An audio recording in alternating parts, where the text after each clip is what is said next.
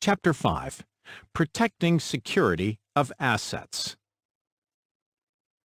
The CISSP exam topics covered in this chapter include Domain 2.0, Asset Security.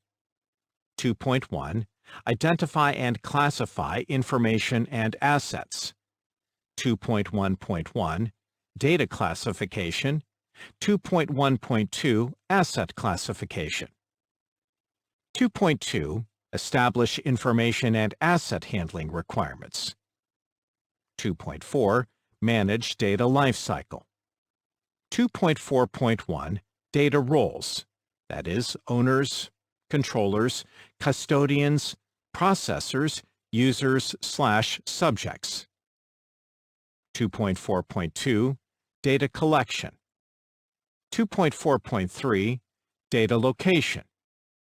2.4.4, Data maintenance. 2.4.5, Data retention. 2.4.6, Data remnants. 2.4.7, Data destruction. 2.5, Ensure appropriate asset retention, for example, end of life, EOL, end of support, EOS. 2.6, Determine data security controls and compliance requirements. 2.6.1, Data states, for example, in use, in transit, at rest. 2.6.2, Scoping and tailoring. 2.6.3, Standard selection. 2.6.4, Data protection methods. For example, digital rights management, DRM, data loss prevention, DLP, Cloud Access Security Broker, CASB. The asset security domain focuses on collecting, handling, and protecting information throughout its life cycle. A primary step in this domain is classifying information based on its value to the organization. All follow-on actions vary depending on the classification. For example, highly classified data requires stringent security controls. In contrast, unclassified data uses fewer security controls. Identifying and classifying information and assets. Managing the data lifecycle refers to protecting it from the cradle to the grave. Steps need to be taken to protect the data when it is first created until it is destroyed. One of the first steps in the life cycle is identifying and classifying information and assets. Organizations often include classification definitions within a security policy. Personnel then label assets appropriately based on the security policy requirements. In this context, assets include sensitive data, the hardware used to process it, and the media used to hold it. Defining sensitive data. Sensitive data is any information that isn't public or unclassified. It can include confidential, proprietary, protected, or any other type of data that an organization needs to protect due to its value to the organization or to comply with existing laws and regulations. Personally identifiable information. Personally identifiable information, PII, is any information that can identify an individual. National Institute of Standards and Technology, NIST, Special Publication SP 800-122 provides a more formal definition. Any information about an individual maintained by an agency, including 1.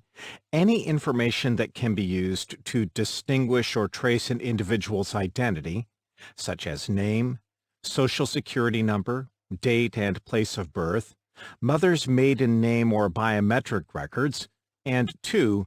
Any other information that is linked or linkable to an individual, such as medical, educational, financial, and employment information. The key is that organizations have a responsibility to protect PII. This includes PII related to employees and customers. Many laws require organizations to notify individuals if a data breach results in a compromise of PII. Tip: Protection for personally identifiable information, PII, drives privacy and confidentiality requirements for rules, regulations, and legislation worldwide, especially in North America and the European Union. NIST SP 800-122 Guide to Protecting the Confidentiality of Personally Identifiable Information, PII, provides more information on how to protect PII. It is available from the NIST Special Publications 800 series download page. csrc.nist.gov/publications/SP800. Protected health information. Protected health information, PHI, is any health-related information that can be related to a specific person. In the United States, the Health Insurance Portability and Accountability Act, HIPAA, mandates PHI protection. HIPAA provides a more formal definition of PHI. Health information means any information, whether oral or recorded in any form or medium, that A, is created or received by a healthcare provider, health plan, public health authority, employer, life insurer, school or university or healthcare clearinghouse, and B, relates to the past, present, or future physical or mental health or condition of any individual, the provision of healthcare to an individual, or the past, present, or future payment for the provision of healthcare to an individual. Some people think that only medical care providers, such as doctors and hospitals, need to protect PHI. However, HIPAA defines PHI much more broadly. Any employer that provides or supplements healthcare policies collects and handles PHI. It's common for organizations to provide or supplement healthcare policies, so HIPAA applies to a large percentage of organizations in the United States. Proprietary data. Proprietary data refers to any data that helps an organization maintain a competitive edge. It could be software code developed, technical plans for products, internal processes, intellectual property, or trade secrets. If competitors can access the proprietary data, it can seriously affect the primary mission of an organization. Although copyrights, patents, and trade secret laws provide a level of protection for proprietary data, this isn't always enough. Many criminals ignore copyrights, patents, and laws. Similarly, foreign entities have stolen a significant amount of proprietary data. Defining data classifications. Organizations typically include data classifications in their security policy or a data policy. A data classification identifies the value of the data to the organization and is critical to protect data confidentiality and integrity. The policy identifies classification labels used within the organization. It also identifies how data owners can determine the proper classification and how personnel should protect data based on its classification. As an example, government data classifications include top secret, secret, confidential, and unclassified. Anything above unclassified is sensitive data, but clearly these have different values. The U.S. government provides clear definitions for these classifications. As you listen to them, note that the wording of each definition is close except for a few key words. Top secret uses the phrase exceptionally grave damage, secret uses the phrase serious damage, and confidential uses damage. Top secret. The top secret label is applied to information, the unauthorized disclosure of which reasonably could be expected to cause exceptionally grave damage to the national security that the original classification authority is able to identify or describe. Secret.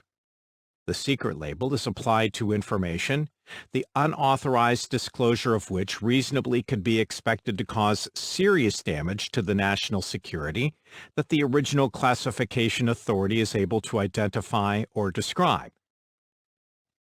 Confidential. The confidential label is applied to information, the unauthorized disclosure of which reasonably could be expected to cause damage to the national security that the original classification authority is able to identify or describe. Unclassified. Unclassified refers to any data that doesn't meet one of the descriptions for top secret, secret, or confidential data. Within the United States, unclassified data is available to anyone, though it often requires individuals to request the information using procedures identified in the Freedom of Information Act, FOIA. There are additional subclassifications of unclassified, such as for official use only, FOUO, and sensitive but unclassified, SBU. Documents with these designations have strict controls limiting their distribution. As an example, the U.S. Internal Revenue Service, IRS, uses SBU for individual tax records, restricting access to these records. A classification authority is the entity that applies the original classification to the sensitive data, and strict rules identify who can do so. For example, the U.S. President, Vice President, and agency heads can classify data in the United States. Additionally, individuals in any of these positions can delegate permission for others to classify data. Tip. Although the focus of classifications is often on data, these classifications also apply to hardware assets. This includes any computing system or media that processes or holds this data. Non-governmental organizations rarely need to classify their data based on potential damage to national security. However, management is concerned about potential damage to the organization. For example, if attackers accessed the organization's data, what is the potential adverse impact? In other words, an organization doesn't just consider the sensitivity of the data, but also the criticality of the data. They could use the same phrases of exceptionally grave damage, serious damage, and damage that the U.S. government uses when describing top secret, secret, and confidential data. Some non-governmental organizations use labels such as Class 3, Class 2, Class 1, and Class 0. Other organizations use more meaningful labels such as confidential or proprietary, private, sensitive, and public. Figure 5.1 shows the relationship between these different classifications, with the government classifications on the left and the non-government or civilian classifications on the right. Just as the government can define the data based on the potential adverse impact from a data breach, organizations can use similar descriptions.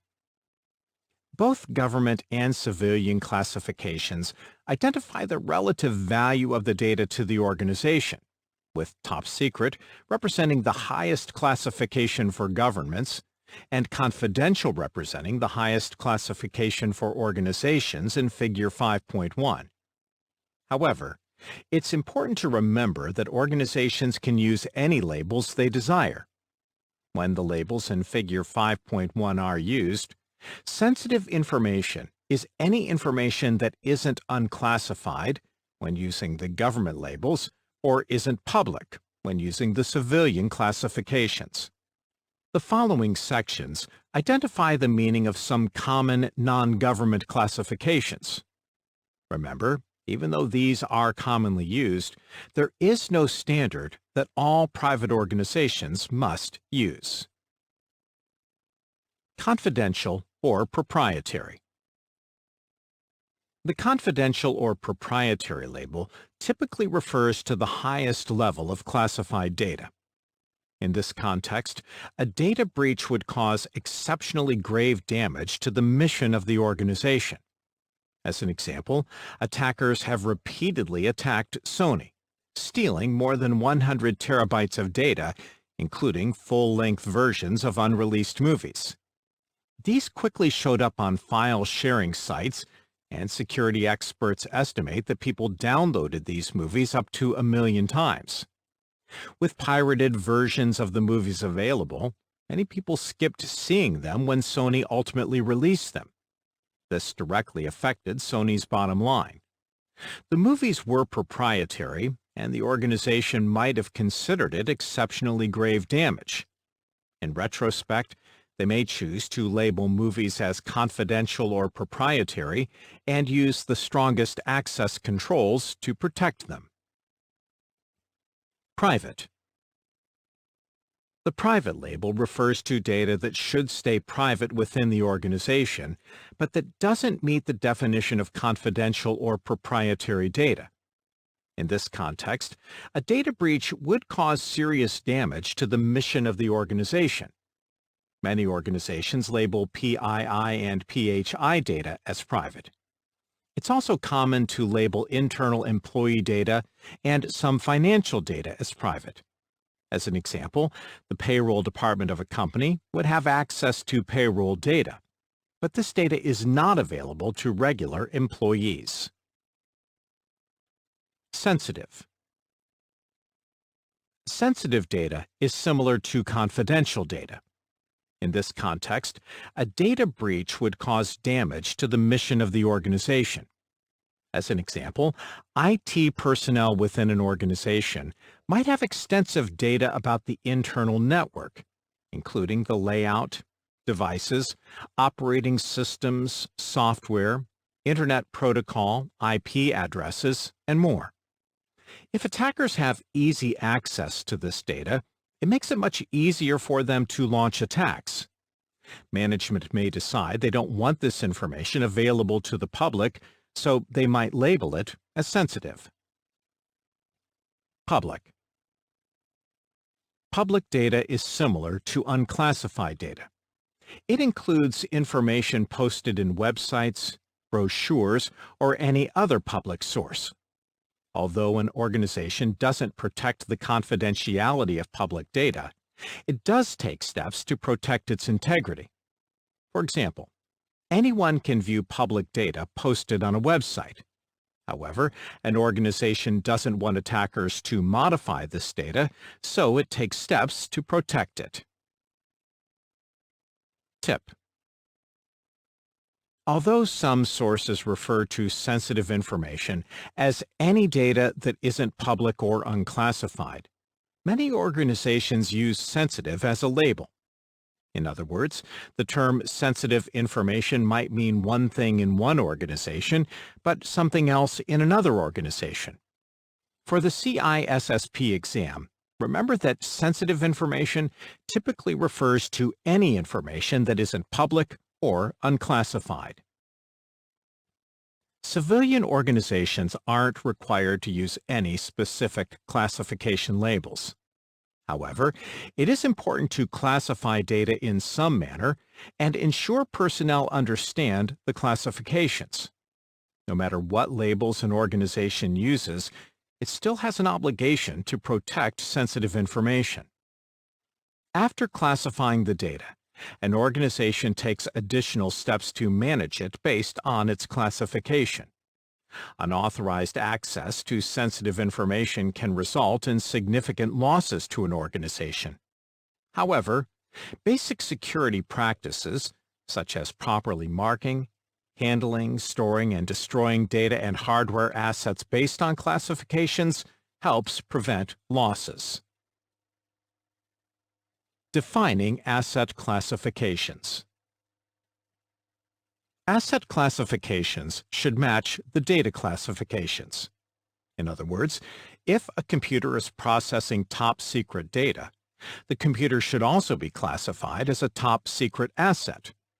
Similarly, if media such as internal or external drives hold top secret data, the media should also be classified as top secret.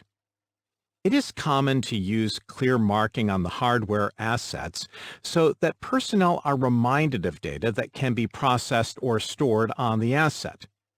For example, if a computer is used to process top secret data, the computer and the monitor will have clear and prominent labels reminding users of the classification of data that can be processed on the computer.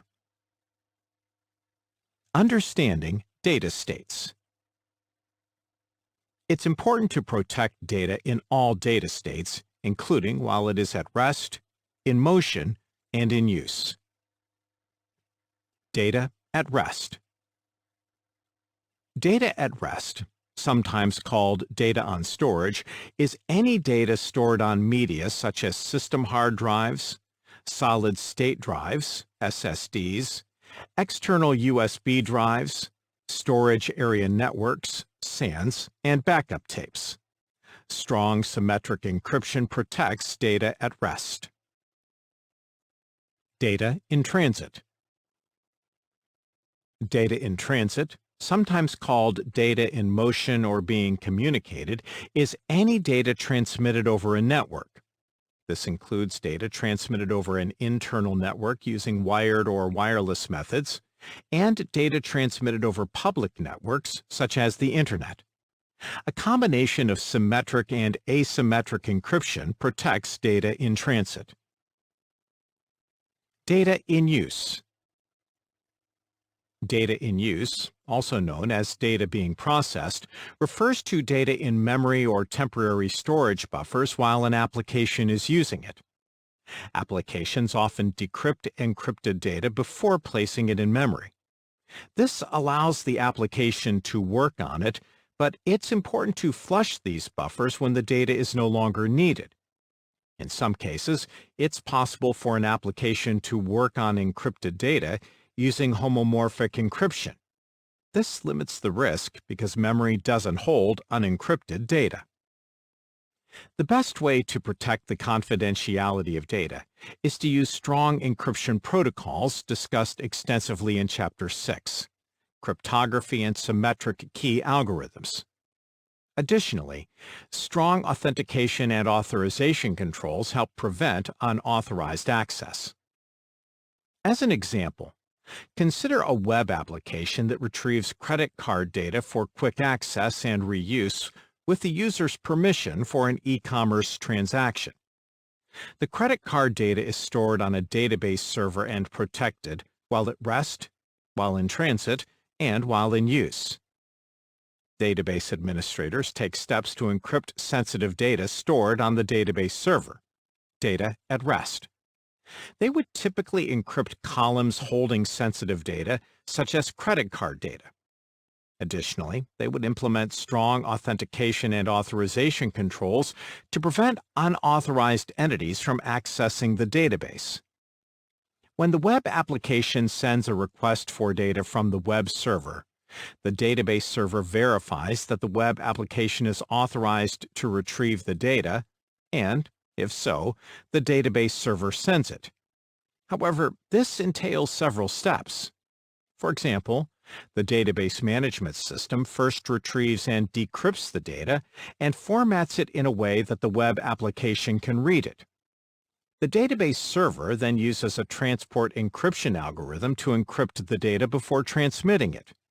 This ensures that the data in transit is secure. The web application server receives the data in an encrypted format. It decrypts the data and sends it to the web application. The web application stores the data in temporary memory buffers while it uses it to authorize the transaction. When the web application no longer needs the data, it takes steps to purge memory buffers, ensuring the complete removal of all residual sensitive data. Note: the Identity Theft Resource Center, ITRC, routinely tracks data breaches.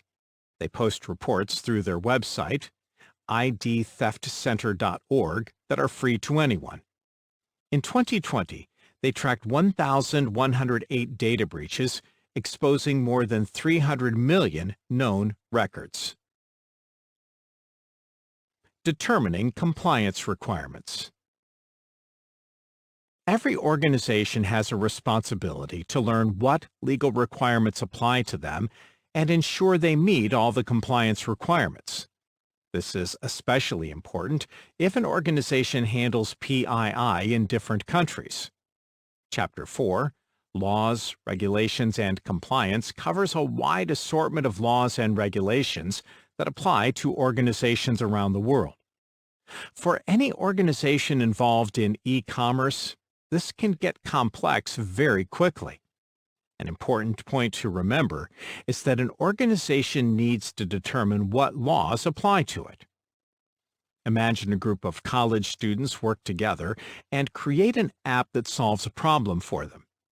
On a whim, they start selling the app from the Apple App Store and it goes viral.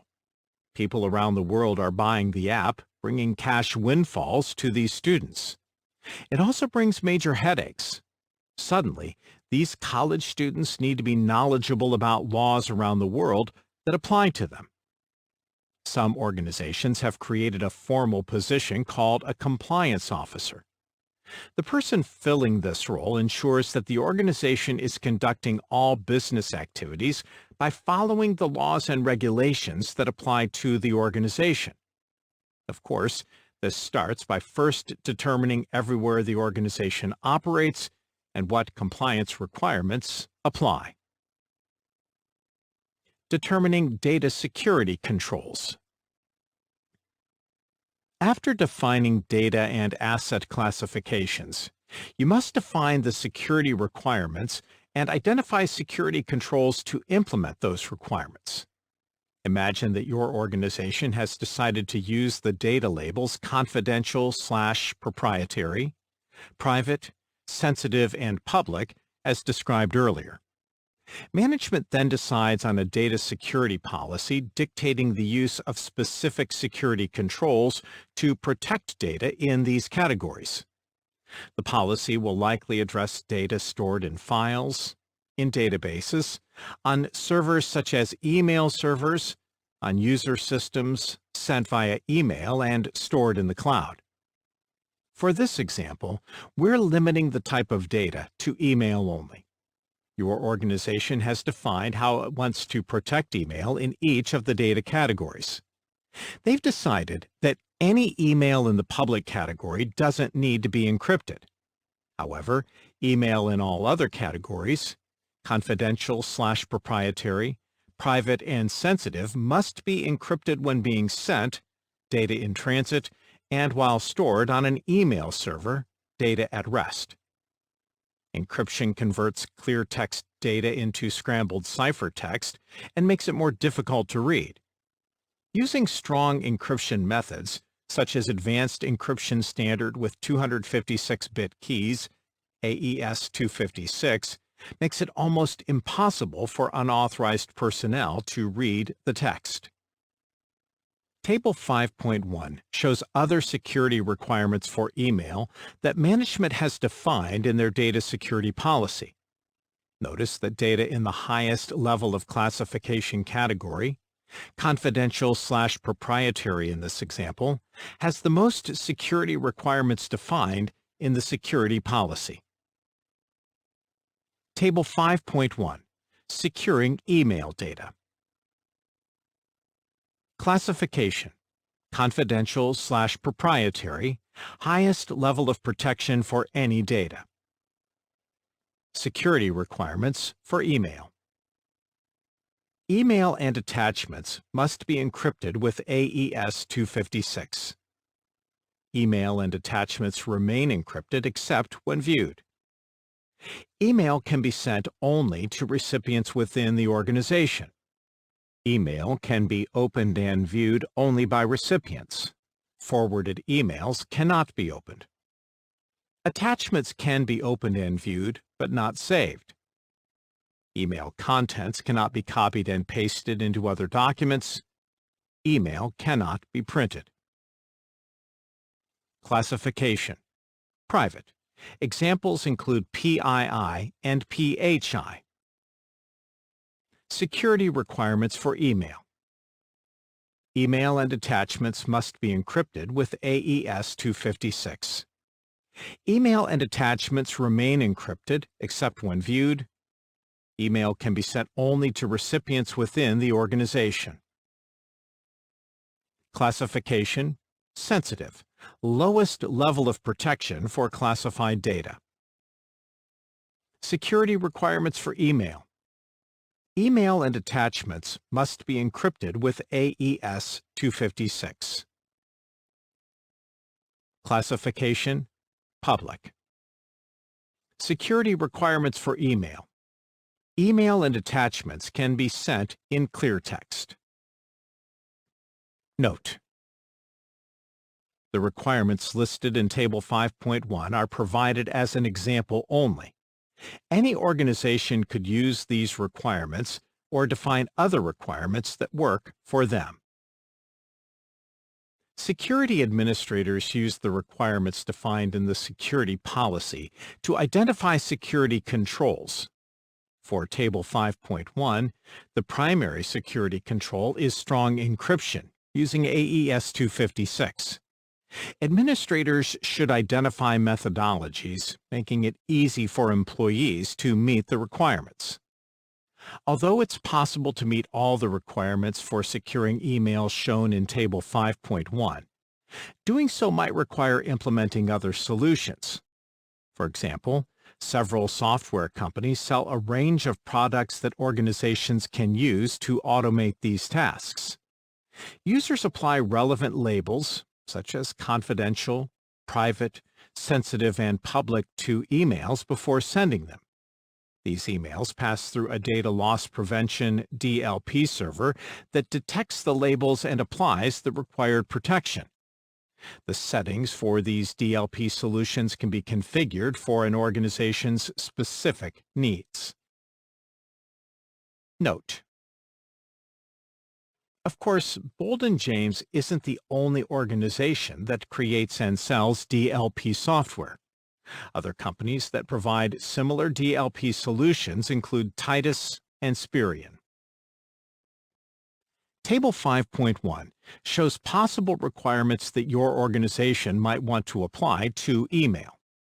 However, you shouldn't stop there. Any type of data that your organization wants to protect needs similar security definitions. For example, you should define requirements for data stored on assets such as servers, data backups stored on-site and off-site, and proprietary data. Additionally, identity and access management security controls help ensure that only authorized personnel can access resources. Chapter 13, Managing Identity and Authentication, and Chapter 14, Controlling and Monitoring Access, cover identity and access management security controls in more depth. Establishing information and asset handling requirements. A key goal of managing sensitive data is to prevent data breaches. A data breach is an event in which an unauthorized entity can view or access sensitive data. If you pay attention to the news, you probably hear about data breaches quite often. Large data breaches, such as the Marriott data breach of 2020, hit the mainstream news. Marriott reported that attackers stole personal data, including names, addresses, email addresses, employer information, and phone numbers of approximately 5.2 million guests. However, even though you might never hear about smaller data breaches, they are happening regularly. The ITRC reported 540 data breaches affecting over 163 million people in the first half of 2020. This equates to an average of 20 reported data breaches a week. The following sections identify basic steps people within an organization should follow to limit the possibility of data breaches. Data maintenance. Data maintenance refers to ongoing efforts to organize and care for data throughout its lifetime. In general, if an organization stores all sensitive data on one server, it is relatively easy to apply all the appropriate controls to this one server. In contrast, if sensitive data is stored throughout an organization on multiple servers and end-user computers, and mixed with non-sensitive data, it becomes much harder to protect it. One network processes unclassified data only. Another network processes classified data. Techniques such as air gaps ensure the two networks never physically touch each other. An air gap is a physical security control and means that systems and cables from the classified network never physically touch systems and cables from the unclassified network. Additionally, the classified network can't access the Internet, and Internet attackers can't access it. Still, there are times when personnel need to add data to the classified network, such as when devices, systems, and applications need updates. One way is manual. Personnel copy the data from the unclassified network to a USB device and carry it to the classified network. Another method is to use a unidirectional network bridge. This connects the two networks, but allows the data to travel in only one direction, from the unclassified network to the classified network. A third method is to use a technical guard solution, which is a combination of hardware and software placed between the two networks. A guard solution allows properly marked data to travel between the two networks. Additionally, an organization should routinely review data policies to ensure that they are kept up to date and that personnel are following the policies. It's often a good practice to review the causes of recent data breaches and ensure that similar mistakes are not causing needless vulnerabilities. Data loss prevention. Data loss prevention (DLP) systems attempt to detect and block data exfiltration attempts. These systems have the capability of scanning unencrypted data, looking for keywords and data patterns. For example, imagine that your organization uses data classifications of confidential, proprietary, private, and sensitive. A DLP system can scan files for these words and detect them. Pattern-matching DLP systems look for specific patterns. For example, U.S. Social Security numbers have a pattern of NNN-NN-NNNN, 3 numbers, a dash, 2 numbers, a dash, and 4 numbers. The DLP can look for this pattern and detect it. Administrators can set up a DLP system to look for any patterns based on their needs. Cloud-based DLP systems can look for the same code words or strings. There are 2 primary types of DLP systems. Network-based DLP. A network-based DLP scans all outgoing data looking for specific data. Administrators place it on the edge of the network to scan all data leaving the organization. If a user sends out a file containing restricted data, the DLP system will detect it and prevent it from leaving the organization. The DLP system will send an alert, such as an email, to an administrator. Cloud-based DLP is a subset of network-based DLP. Endpoint-based DLP. An endpoint-based DLP can scan files stored on a system, as well as files sent to external devices such as printers. For example, an organization's endpoint-based DLP can prevent users from copying sensitive data to USB flash drives or sending sensitive data to a printer. Administrators configure the DLP to scan the files with the appropriate keywords, and if it detects files with these keywords, it will block the copy or print job. It's also possible to configure an endpoint-based DLP system to regularly scan files, such as on a file server, for files containing specific keywords or patterns, or even for unauthorized file types, such as MP3 files. DLP systems typically can perform deep-level examinations. For example, if users embed the files in compressed zip files, a DLP system can still detect the keywords and patterns. However, a DLP system can't decrypt data or examine encrypted data. Most DLP solutions also include discovery capabilities. The goal is to discover the location of valuable data within an internal network. When security administrators know where the data is, they can take additional steps to protect it. As an example, a database server may include unencrypted credit card numbers. When the DLP discovers and reports this, database administrators can ensure the numbers are encrypted.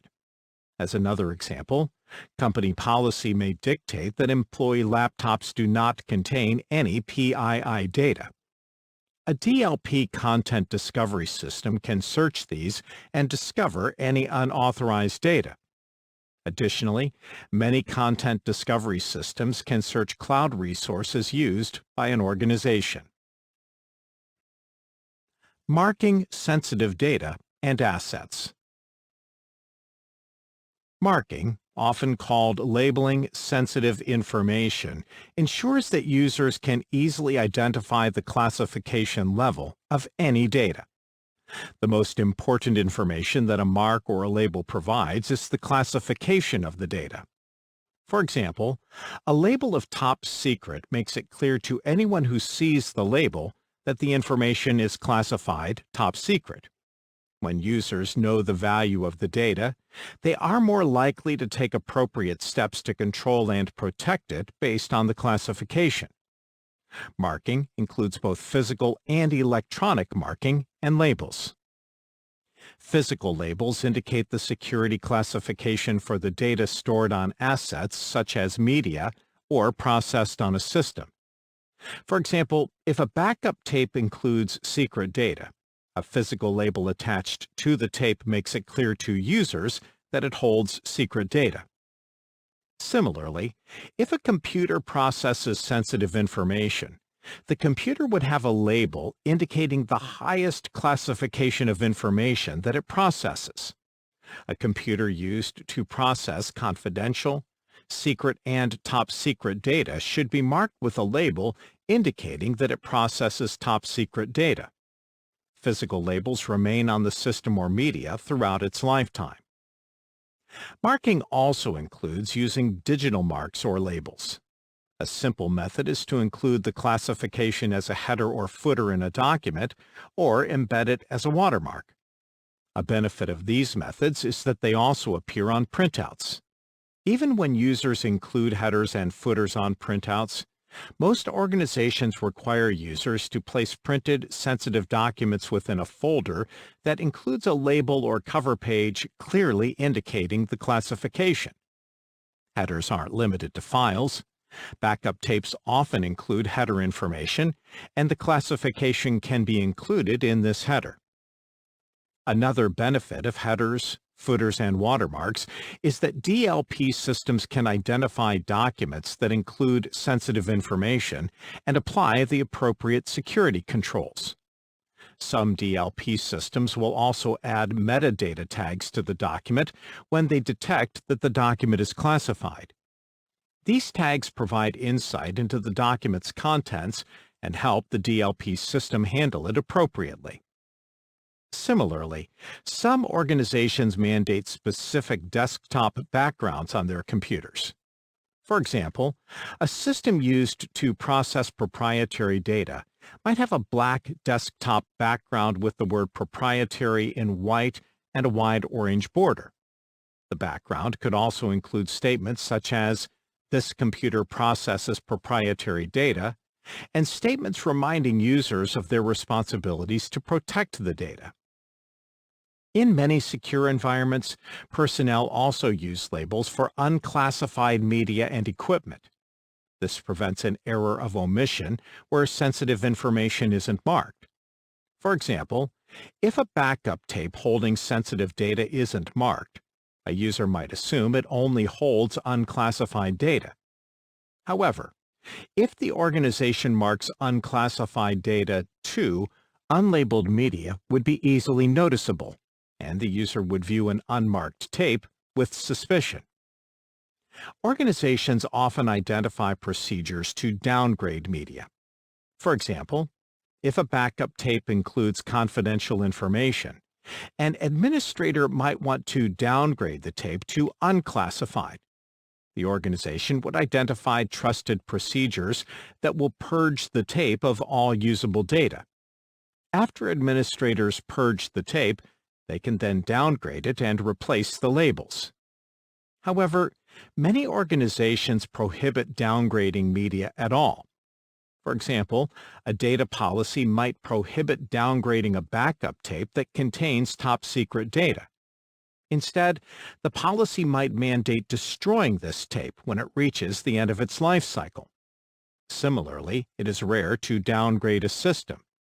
In other words, if a system has been processing top-secret data, it would be rare to downgrade it and relabel it as an unclassified system. In any event, approved procedures would need to be created to inform personnel what can be downgraded and what should be destroyed.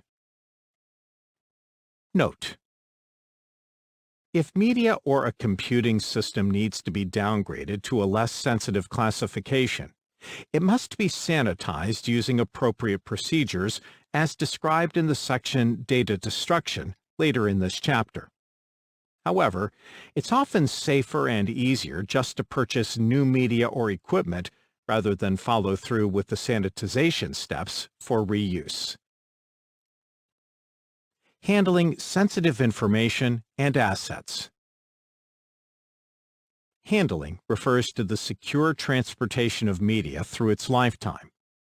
Personnel handle data differently based on its value and classification. And as you'd expect, highly classified information needs much greater protection. Even though this is common sense, people still make mistakes. Many times, people get accustomed to handling sensitive information and become lackadaisical about protecting it. A common occurrence is the loss of control of backup tapes. Backup tapes should be protected with the same level of protection as the data that they contain. In other words, if confidential information is on a backup tape, the backup tape should be protected as a confidential asset. Similarly, data stored in the cloud needs to be protected with the same level of protection with which it is protected on site. Amazon Web Services, AWS, Simple Storage Service, S3, is one of the largest cloud service providers. Data is stored in AWS buckets, which are like folders on Windows systems. Just as you set permissions on any folder, you set permissions on AWS buckets. Unfortunately, this concept eludes many AWS users. As an example, a bucket owned by TH Sweet, a cannabis retailer, exposed the PII of more than 30,000 individuals in early 2020. Another example from 2020 involved 900,000 before and after cosmetic surgery images and videos stored in an unsecured bucket. Many of these included clear views of the patient's faces, along with all parts of their bodies. Policies and procedures need to be in place to ensure that people understand how to handle sensitive data. This starts by ensuring that systems and media are labeled appropriately. Additionally, as President Reagan famously said when discussing relations with the Soviet Union, trust but verify. Chapter 17, Preventing and Responding to Incidents, discusses the importance of logging, monitoring, and auditing. These controls verify that sensitive information is handled appropriately before a significant loss occurs. If a loss does occur, Investigators use audit trails to help discover what went wrong. Any incidents that occur because personnel didn't handle data appropriately should be quickly investigated and actions taken to prevent a recurrence. Data collection limitation. One of the easiest ways to prevent the loss of data is to simply not collect it. As an example, consider a small e-commerce company that allows customers to make purchases with a credit card. It uses a credit card processor to process credit card payments. If the company just passes the credit card data to the processor for approval and never stores it in a company server, the company can never lose the credit card data in a breach. In contrast, imagine a different e-commerce company sells products online. Every time a customer makes a purchase, the company collects as much information as possible on the customer, such as the name, email address, physical address, phone number, credit card data, and more. It suffers a data breach, and all this data is exposed, resulting in significant liabilities for the company. The guideline is clear. If the data doesn't have a clear purpose for use, don't collect it and store it. This is also why many privacy regulations mention limiting data collection. Data location. Data location refers to the location of data backups or data copies. Imagine a small organization's primary business location is in Norfolk, Virginia. The organization stores all the data on site. However, they regularly perform backups of the data. A best practice is to keep a backup copy on site and another backup copy off-site. If a disaster, such as a fire, destroys the primary business location, the organization would still have a backup copy stored off-site. The decision of how far off-site to store the backup needs to be considered. If it's stored in a business located in the same building, it could be destroyed in the same fire. Even if the backup was stored 5 miles away, it is possible a hurricane or flood could destroy both locations. Some organizations maintain data in large data centers. It's common to replicate this data to one or more other data centers to maintain the availability of the critical data. These data centers are typically located in separate geographical locations. When using cloud storage for backups, some organizations may need to verify the location of the cloud storage to ensure it is in a separate geographical location. Storing sensitive data. Sensitive data should be stored in such a way that it is protected against any type of loss. Encryption methods prevent unauthorized entities from accessing the data, even if they obtain databases or hardware assets. If sensitive data is stored on physical media, such as portable disk drives or backup tapes, personnel should follow basic physical security practices to prevent losses due to theft.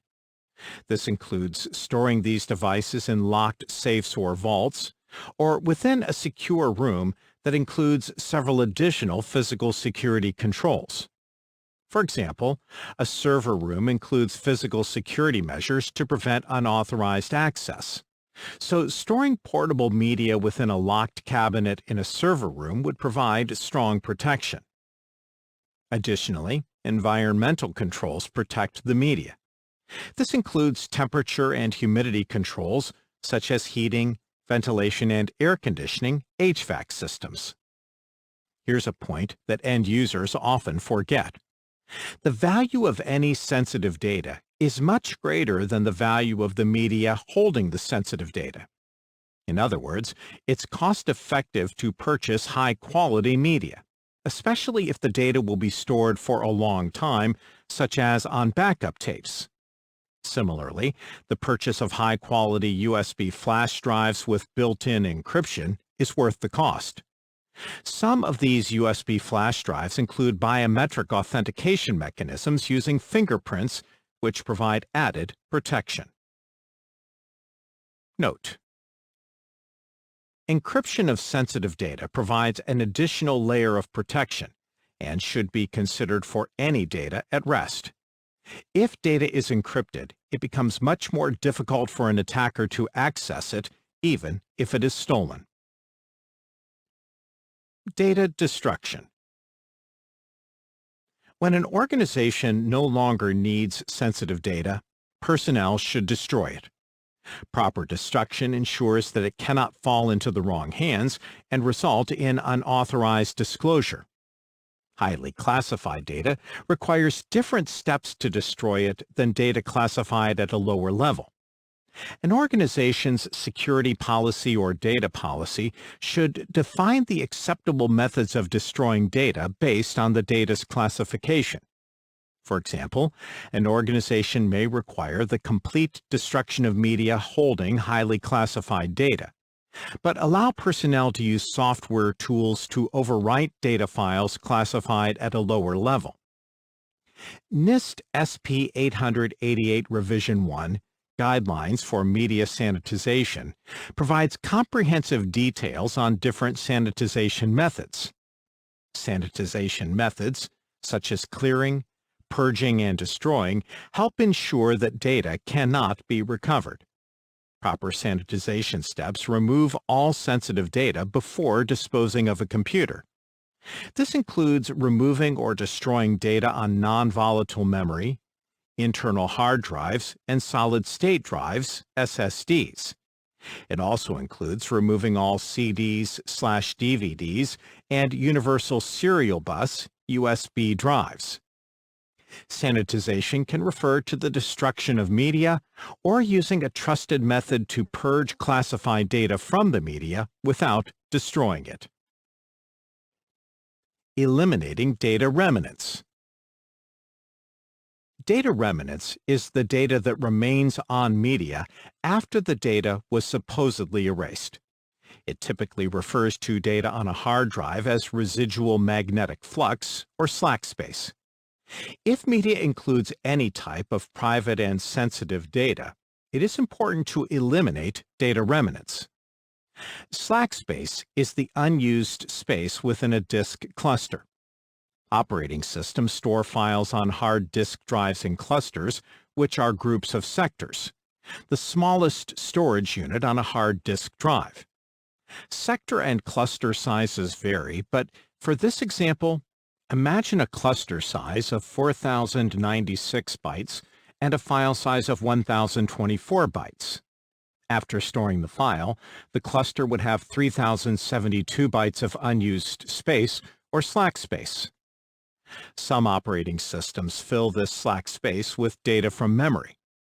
If a user was working on a top-secret file a moment ago and then creates a small unclassified file, the small file might contain top-secret data pulled from memory. This is one of the reasons why personnel should never process classified data on unclassified systems. Sophisticated users can also hide data within slack space using tools such as BMAP, Linux, and Slacker, Windows. Using system tools to delete data generally leaves much of the data remaining on the media, and widely available tools can easily undelete it. Even when you use sophisticated tools to overwrite the media, traces of the original data may remain as less perceptible magnetic fields. This is like a ghost image that can remain on some older TV and computer monitors if the same data is displayed for long periods of time. Forensics experts and attackers have tools they can use to retrieve this data even after it has been supposedly overwritten. One way to remove data remnants is with a degausser. A degausser generates a heavy magnetic field which realigns the magnetic fields in magnetic media such as traditional hard drives, magnetic tape, and floppy disk drives. Degaussers using power will reliably rewrite these magnetic fields and remove data remnants. However, they are only effective on magnetic media. In contrast, SSDs use integrated circuitry instead of magnetic flux on spinning platters. Because of this, degaussing SSDs won't remove data. However, even when using other methods to remove data from SSDs, data remnants often remain. Some SSDs include built-in erase commands to sanitize the entire disk. But unfortunately, these weren't effective on some SSDs from different manufacturers. Due to these risks, the best method of sanitizing SSDs is destruction. The U.S. National Security Agency, NSA, requires the destruction of SSDs using an approved disintegrator. Approved disintegrators shred the SSDs to a size of 2 millimeters or smaller. Many organizations sell multiple information destruction and sanitization solutions used by government agencies and organizations in the private sector that the NSA has approved. Another method of protecting SSDs is to ensure that all stored data is encrypted. If a sanitization method fails to remove all the data remnants, the remaining data would be unreadable. Warning: be careful when performing any type of clearing, purging, or sanitization process. The human operator or the tool involved in the activity may not properly perform the task of completely removing data from the media. Software can be flawed, magnets can be faulty, and either can be used improperly. Always verify that the desired result is achieved after performing any sanitization process. Common data destruction methods. The following list includes some common terms associated with destroying data. Erasing. Erasing media is simply performing a delete operation against a file, a selection of files, or the entire media. In most cases, the deletion or removal process removes only the directory or catalog link to the data. The actual data remains on the drive. As new files are written to the media, the system eventually overwrites the erased data. But depending on the size of the drive, how much free space it has, and several other factors, the data may not be overwritten for months. Anyone can typically retrieve the data using widely available undelete tools. Clearing. Clearing, or overwriting, is a process of preparing media for reuse and ensuring that the cleared data cannot be recovered using traditional recovery tools. When media is cleared, unclassified data is written over all addressable locations on the media. One method writes a single character or a specific bit pattern over the entire media.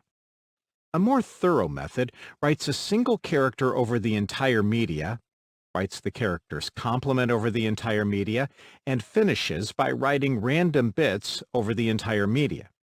It repeats this in 3 separate passes, as shown in Figure 5.2.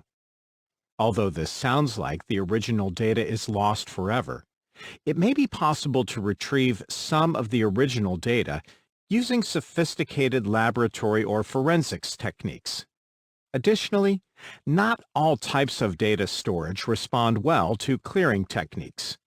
For example, spare sectors on hard drives, sectors labeled as bad, and areas on many modern SSDs are not necessarily cleared and may still retain data.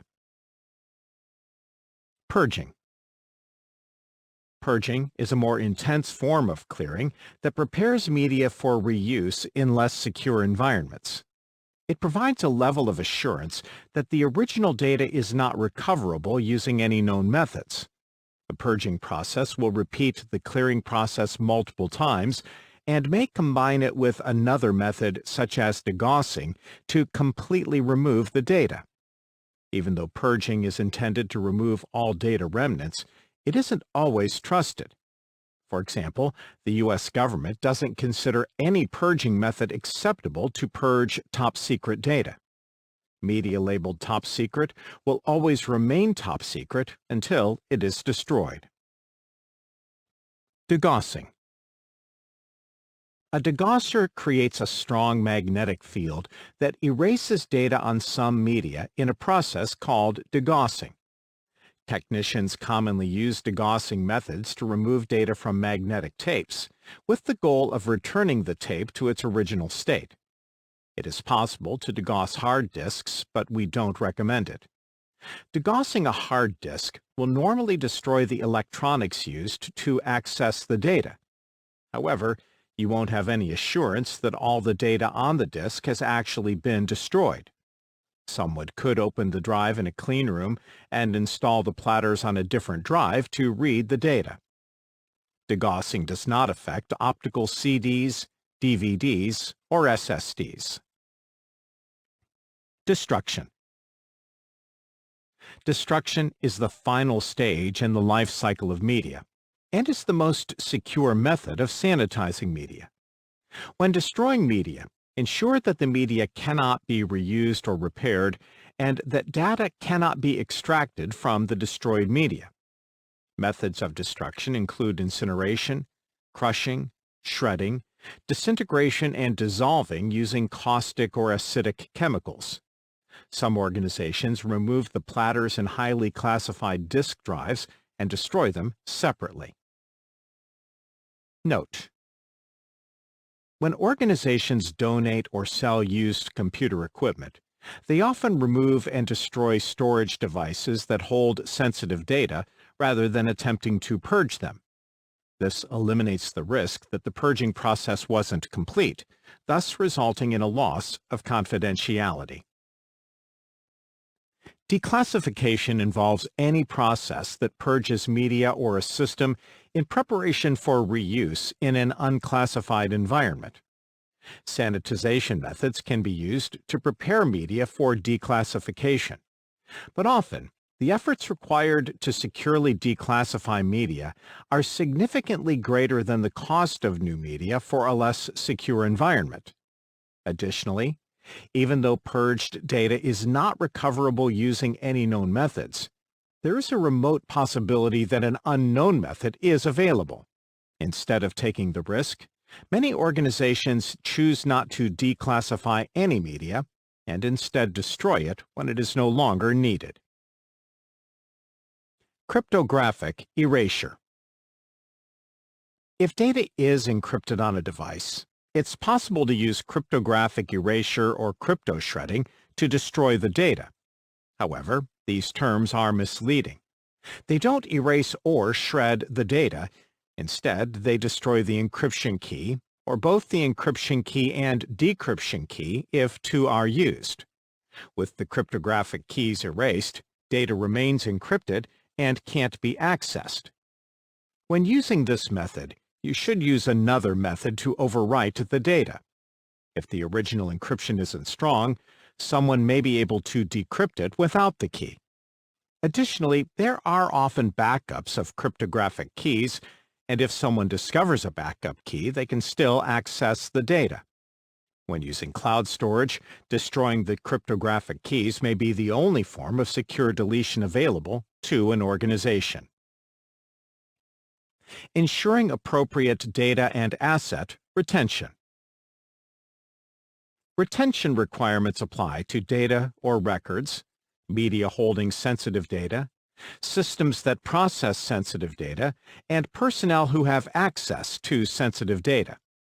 Record retention and media retention is the most important element of asset retention. Chapter 3, Business Continuity Planning, covers a vital records program, which can be referenced to identify records to retain. Record retention involves retaining and maintaining important information as long as it is needed, and destroying it when it is no longer needed. An organization's security policy or data policy typically identifies retention timeframes. Some laws and regulations dictate the length of time that an organization should retain data, such as 3 years, 7 years, or even indefinitely. Organizations have the responsibility of identifying laws and regulations that apply and complying with them. However, even in the absence of external requirements, an organization should still identify how long to retain data. As an example, many organizations require the retention of all audit logs for a specific amount of time. The period can be dictated by laws, regulations, requirements related to partnerships with other organizations, or internal management decisions. These audit logs allow the organization to reconstruct the details of past security incidents. When an organization doesn't have a retention policy, administrators may delete valuable data earlier than management expects them to, or attempt to keep data indefinitely. The longer an organization retains data, the more it costs in terms of media, locations to store it, and personnel to protect it.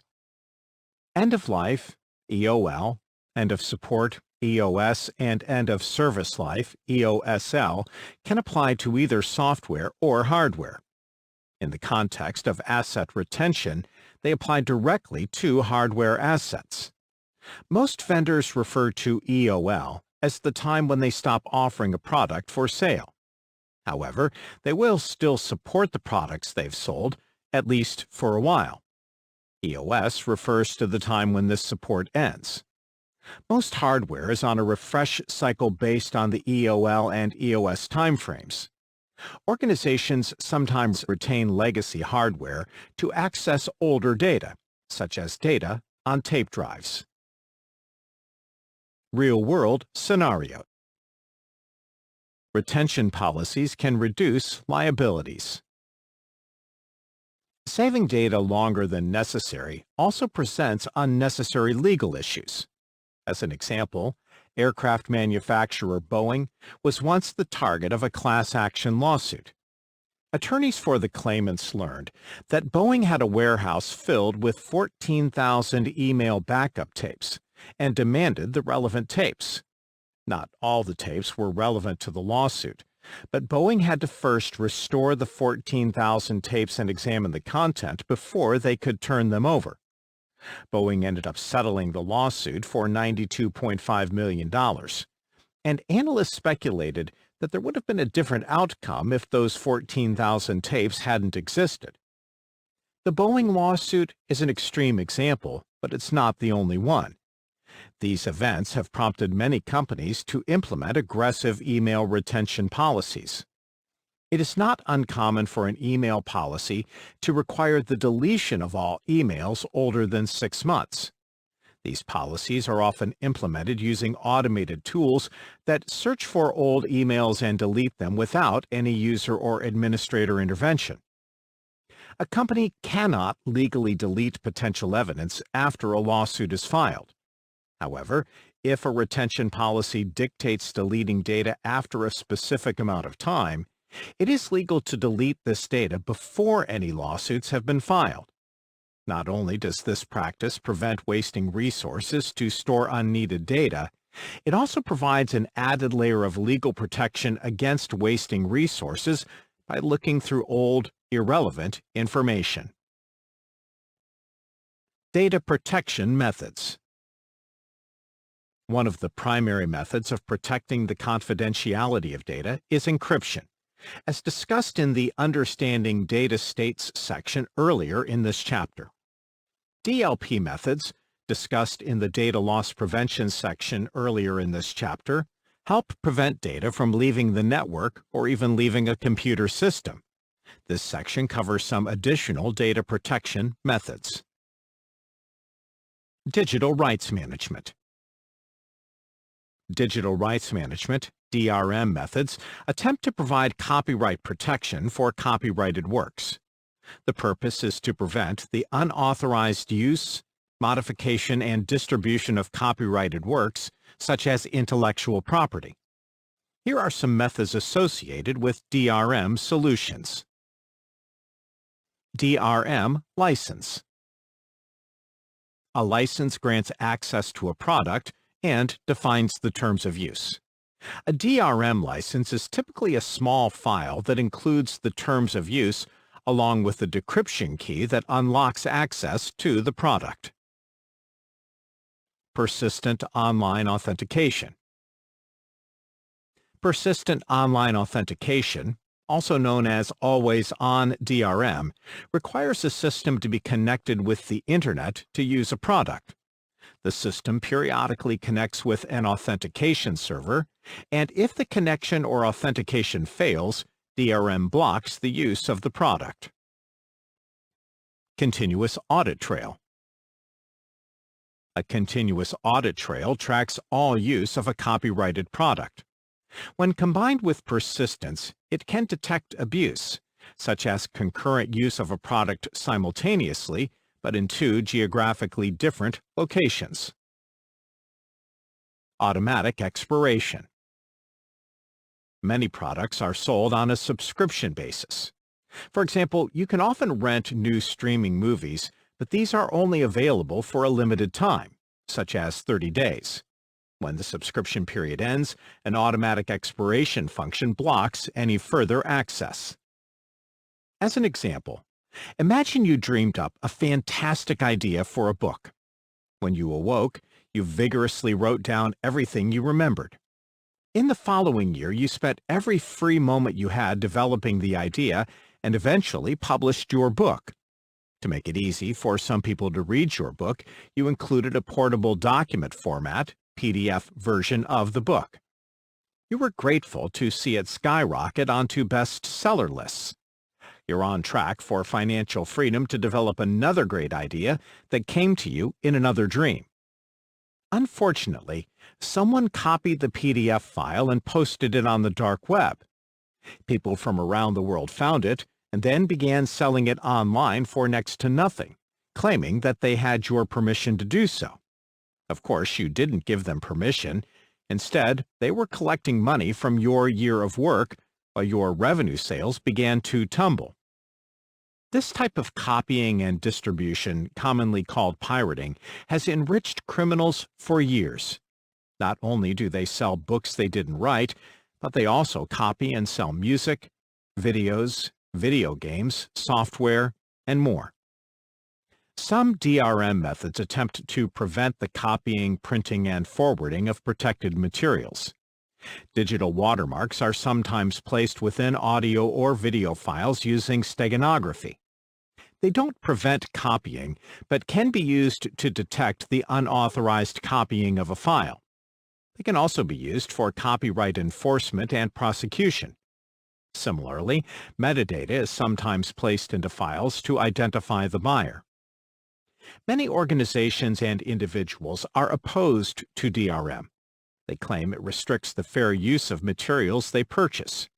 For example, after paying for some songs, they want to copy them onto both an MP3 player and a smartphone. Additionally, people against DRM claim it isn't effective against people that want to bypass it, but instead complicates the usage for legitimate users. Chapter 4 covers intellectual property, copyright, trademarks, patents, and trade secrets in more depth. DRM methods are used to protect copyrighted data, but they aren't used to protect trademarks, patents, or trade secrets. Cloud Access Security Broker. A Cloud Access Security Broker, CASB, is software placed logically between users and cloud-based resources. It can be on-premises or within the cloud. Anyone who accesses the cloud goes through the CASB software.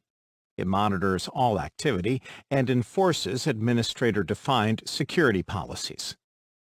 As a simple example, imagine a company has decided to use a cloud provider for data storage, but management wants all data stored in the cloud to be encrypted. The CASB can monitor all data going to the cloud and ensure that it arrives and is stored in an encrypted format. A CASB would typically include authentication and authorization controls and ensure only authorized users can access the cloud resources. The CASB can also log all access, monitor activity, and send alerts on suspicious activity. In general, any security controls that an organization has created internally can be replicated to a CASB. This includes any DLP functions implemented by an organization. CASB solutions can also be effective at detecting shadow IT. Shadow IT is the use of IT resources, such as cloud services, without the approval of or even the knowledge of the IT department. If the IT department doesn't know about the usage, it can't manage it. One way a CASB solution can detect shadow IT is by collecting and analyzing logs from network firewalls and web proxies. Chapter 16, Managing Security Operations, covers other cloud topics. Pseudonymization. Pseudonymization refers to the process of using pseudonyms to represent other data. When pseudonymization is performed effectively, it can result in less stringent requirements that would otherwise apply under the European Union EU General Data Protection Regulation, GDPR, covered in Chapter 4. Note: the EU GDPR replaced the European Data Protection Directive, Directive 95/46/EC, and it became enforceable on May 25, 2018. It applies to all EU member states and to all countries transferring data to and from the EU and anyone residing in the EU. A pseudonym is an alias. As an example, Harry Potter author J.K. Rowling published a book titled The Cuckoo's Calling under the pseudonym of Robert Galbraith. No one knew it was her, at least for a few months. Someone leaked that Galbraith was a pseudonym, and her agent later confirmed the rumor. Now, if you know the pseudonym, you'll know that any books attributed to Robert Galbraith are written by J.K. Rowling. Similarly, pseudonymization can prevent data from directly identifying an entity such as a person. As an example, consider a medical record held by a doctor's office. Instead of including personal information, such as the patient's name, address, and phone number, it could just refer to the patient as patient 23456 in the medical record. The doctor's office still needs this personal information, and it could be held in another database linking it to the patient's pseudonym, patient 23456.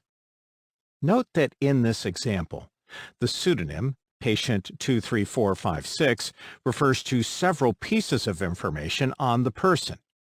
It's also possible for a pseudonym to refer to a single piece of information. For example, you can use one pseudonym for a first name and another pseudonym for a last name. The key is to have another resource, such as another database, that allows you to identify the original data using the pseudonym. The doctor's office can release pseudonymized data to medical researchers without compromising patients' privacy information. However, the doctor's office can still reverse the process to discover the original data if necessary. The GDPR refers to pseudonymization as replacing data with artificial identifiers. These artificial identifiers are pseudonyms. Tokenization. Tokenization is the use of a token, typically a random string of characters, to replace other data. It is often used with credit card transactions. As an example, imagine Becky Smith has associated a credit card with her smartphone. Tokenization with a credit card typically works like this. Registration. When she first associated the credit card with her smartphone, an app on the phone securely sent the credit card number to a credit card processor. The credit card processor sent the credit card to a tokenization vault controlled by the credit card processor. The vault creates a token, a string of characters, and records the token along with the encrypted credit card number and associates it with the user's phone. Usage. Later, Becky goes to Starbucks and buys some coffee with her smartphone. Her smartphone passes the token to the point-of-sale (POS) system. The POS system sends the token to the credit card processor to authorize the charge. Validation. The credit card processor sends the token to the tokenization vault.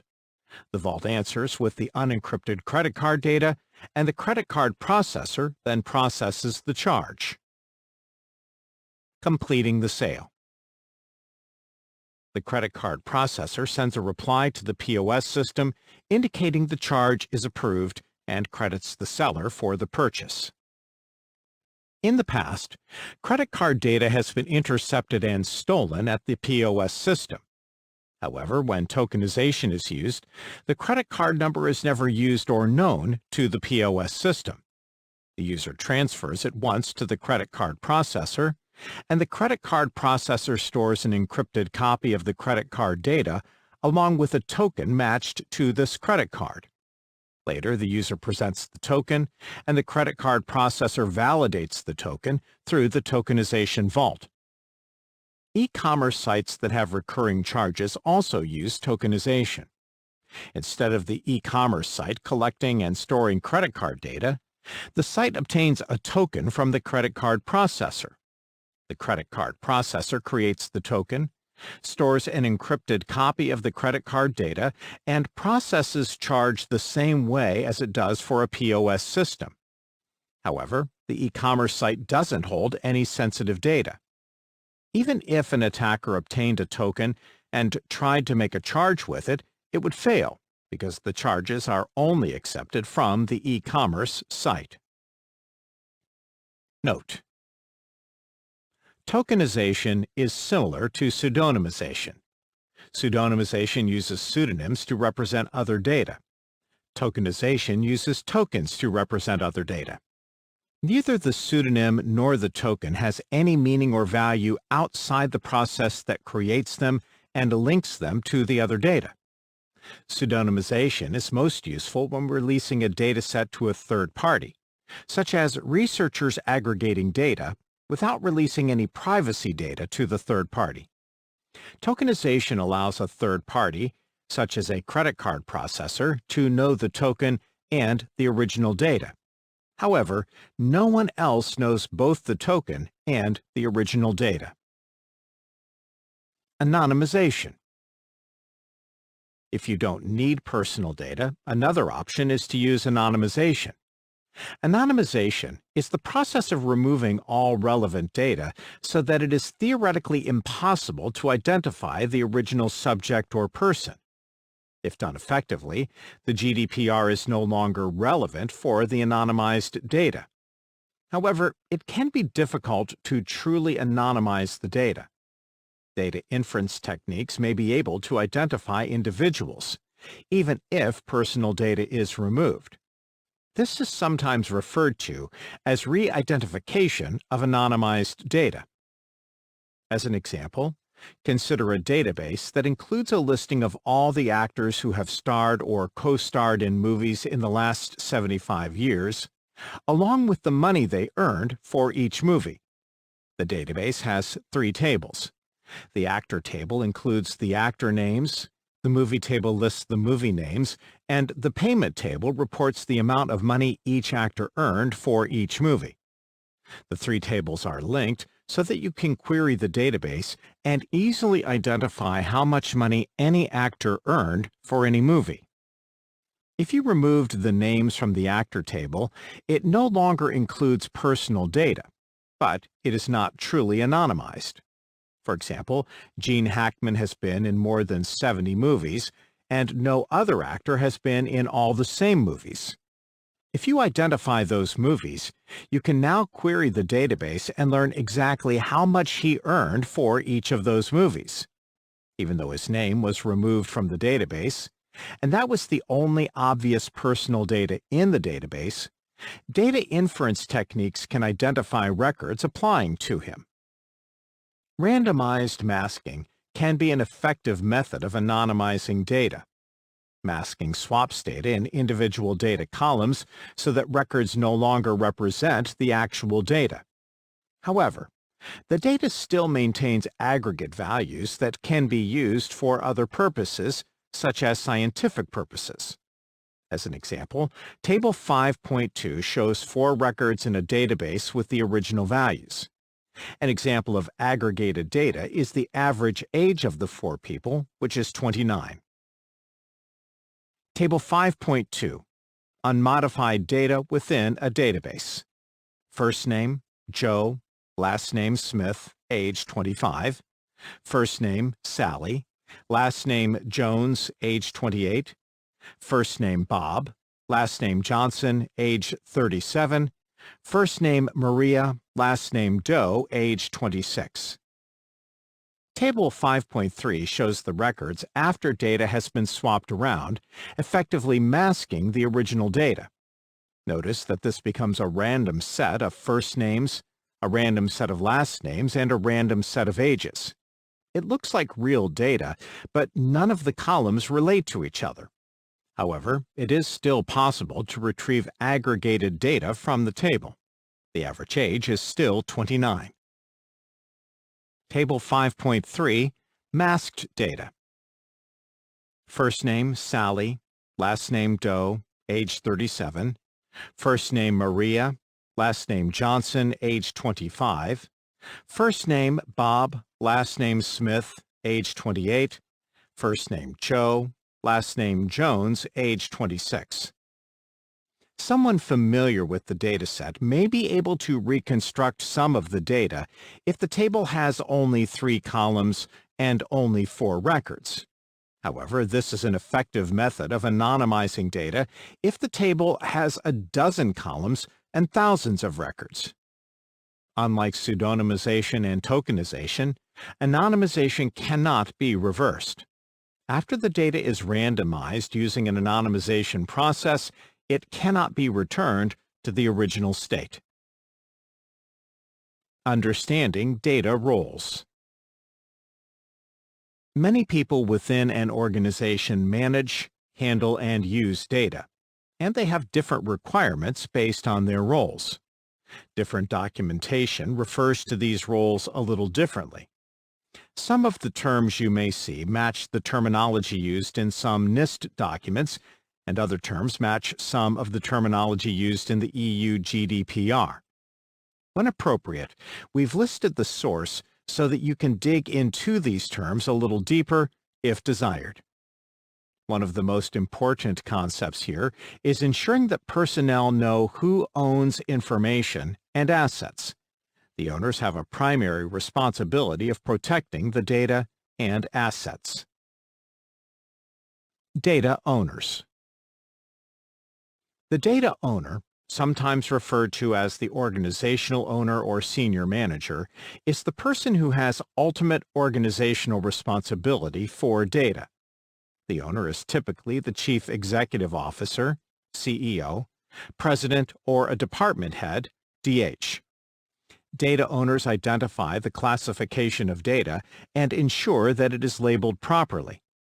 They also ensure that it has adequate security controls based on the classification and the organization's security policy requirements.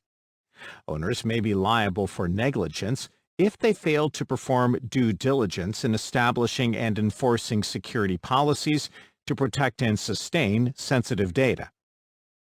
NIST SP 800-18 Revision 1, Guide for Developing Security Plans for Federal Information Systems, outlines the following responsibilities for the information owner, which can be interpreted the same as the data owner.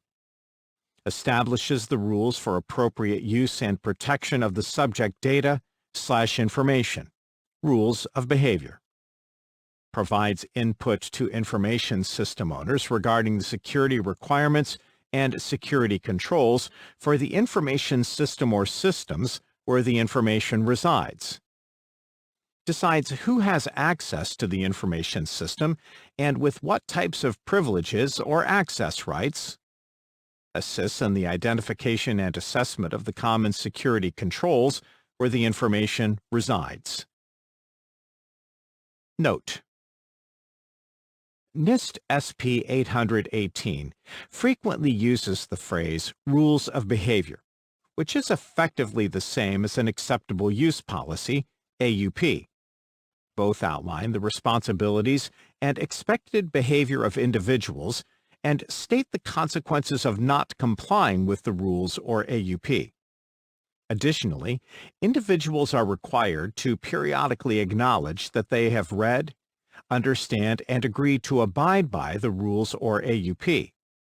Many organizations post these on a website and allow users to acknowledge that they understand and agree to abide by them using an online electronic digital signature. Asset owners. The asset owner or system owner is the person who owns the asset or system that processes sensitive data. NIST SP 818 outlines the following responsibilities for the system owner. Develops a system security plan in coordination with information owners, the system administrator, and functional end users. Maintains the system security plan and ensures that the system is deployed and operated according to the agreed-upon security requirements. Ensures that system users and support personnel receive appropriate security training, such as instruction on rules of behavior or an AUP. Updates the system security plan whenever a significant change occurs. Assists in the identification, implementation, and assessment of the common security controls. The system owner is typically the same person as the data owner, but it can sometimes be someone else, such as a different department head, DH. As an example, consider a web server used for e-commerce that interacts with a back-end database server. A software development department might perform database development and database administration for the database and the database server, but the IT department maintains the web server. In this case, the software development DH is the system owner for the database server, and the IT DH is the system owner for the web server. However, if software developers work within the IT department, the IT DH would be the system owner for both systems. The system owner is responsible for ensuring that data processed on the system remains secure. This includes identifying the highest level of data that the system processes. The system owner then ensures that the system is labeled accurately and that appropriate security controls are in place to protect the data. System owners interact with data owners to ensure that the data is protected while at rest on the system, in transit between systems, and in use by applications operating on the system. System and data owners are senior personnel within an organization. As a result, management teams typically include system and data owners. This is especially useful when a system has one owner for the system and another owner for the data. Business/mission owners. The business/mission owner role is viewed differently in different organizations. NIST SP 818 refers to the business/mission owner as a program manager or an information system owner. As such, the responsibilities of the business/mission owner can overlap with the responsibilities of the system owner or be the same role. Business owners might own processes that use systems managed by other entities. As an example, the sales department could be the business owner, but the IT department and the software development department could be the system owners for systems used in sales processes. Imagine that the sales department focuses on online sales using an e-commerce website, and the website accesses a back-end database server. As in the previous example, the IT department manages the web server as its system owner, and the software development department maintains the database server as its system owner.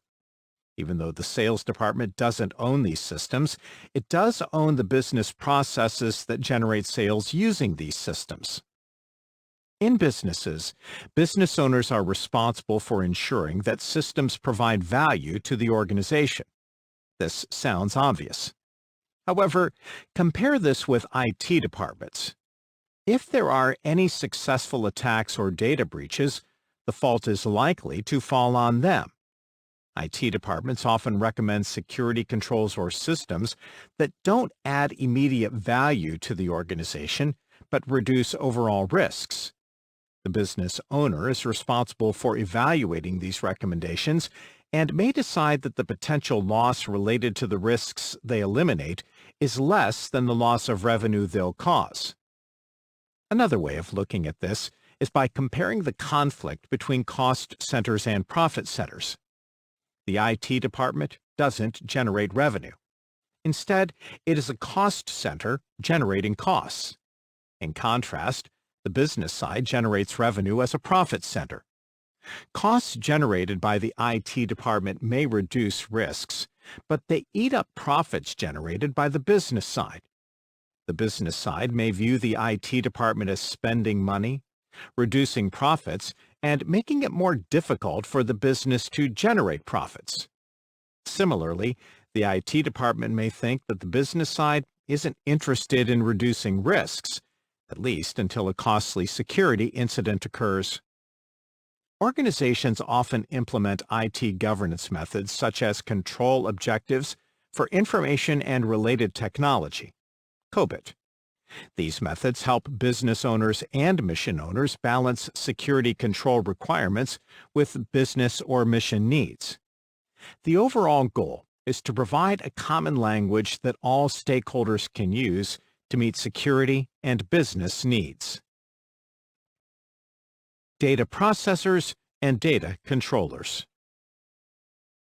Generically, a data processor is any system used to process data. However, in the context of the GDPR, data processor has a more specific meaning. The GDPR defines a data processor as a natural or legal person, public authority, agency, or other body which processes personal data solely on behalf of the data controller. In this context, the data controller is the person or entity that controls the processing of the data. The data controller decides what data to process, why this data should be processed, and how it is processed. As an example, a company that collects personal information on employees for payroll is a data controller. If they pass this information to a third-party company to process payroll, the payroll company is the data processor. In this example, the payroll company, the data processor, must not use the data for anything other than processing payroll at the direction of the data controller. The GDPR restricts data transfers to countries outside the EU. Companies that violate privacy rules in the GDPR may face fines of up to 4% of their global revenue. Unfortunately, it is filled with legalese, presenting many challenges for organizations. As an example, Clause 107 includes this single-sentence statement.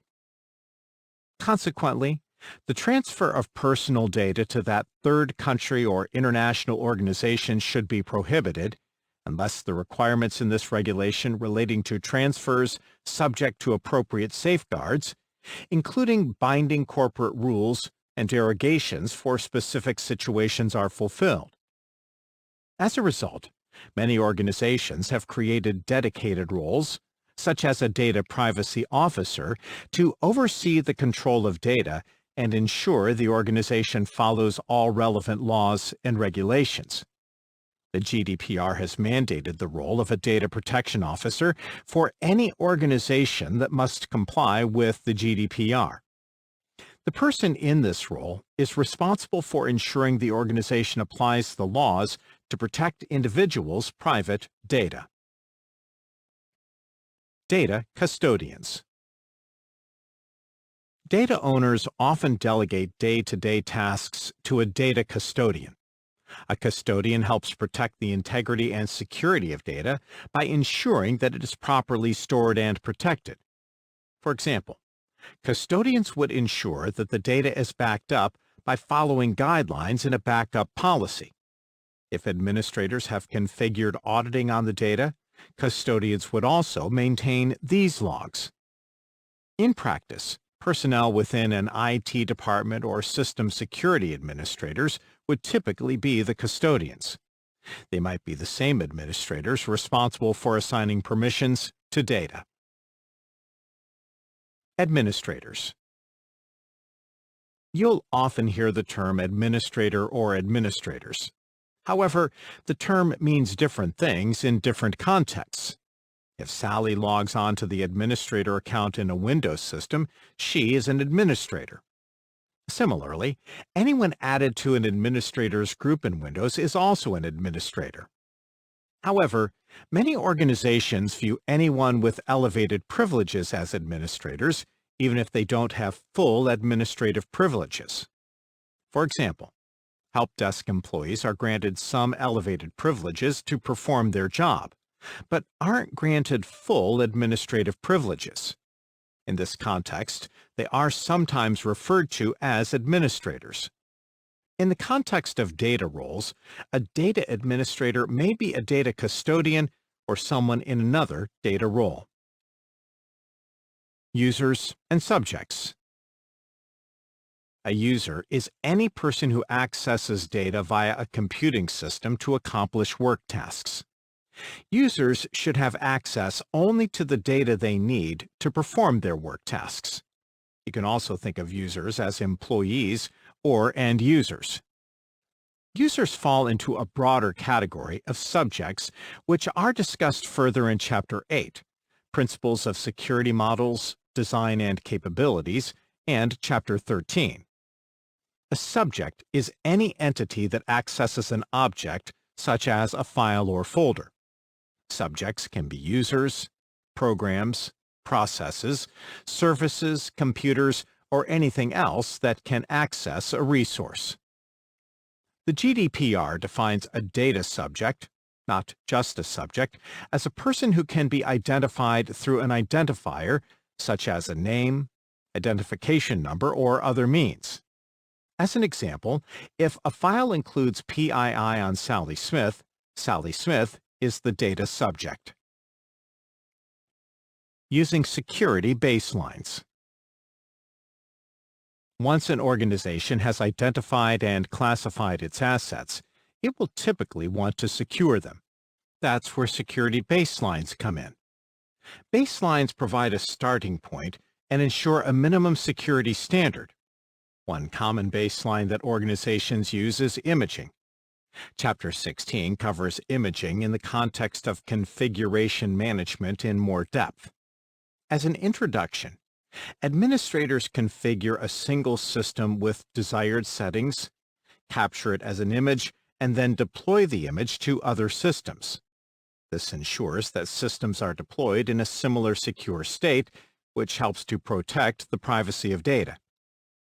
After deploying systems in a secure state, auditing processes periodically check the systems to ensure they remain in a secure state. As an example, Microsoft Group Policy can periodically check systems and reapply settings to match the baseline. NIST SP 853 Revision 5, Security and Privacy Controls for Information Systems and Organizations, mentions security control baselines and identifies them as a set of minimum security controls defined for an information system. It stresses that a single set of security controls does not apply to all situations. Still, any organization can select a set of baseline security controls and tailor the baseline to its needs.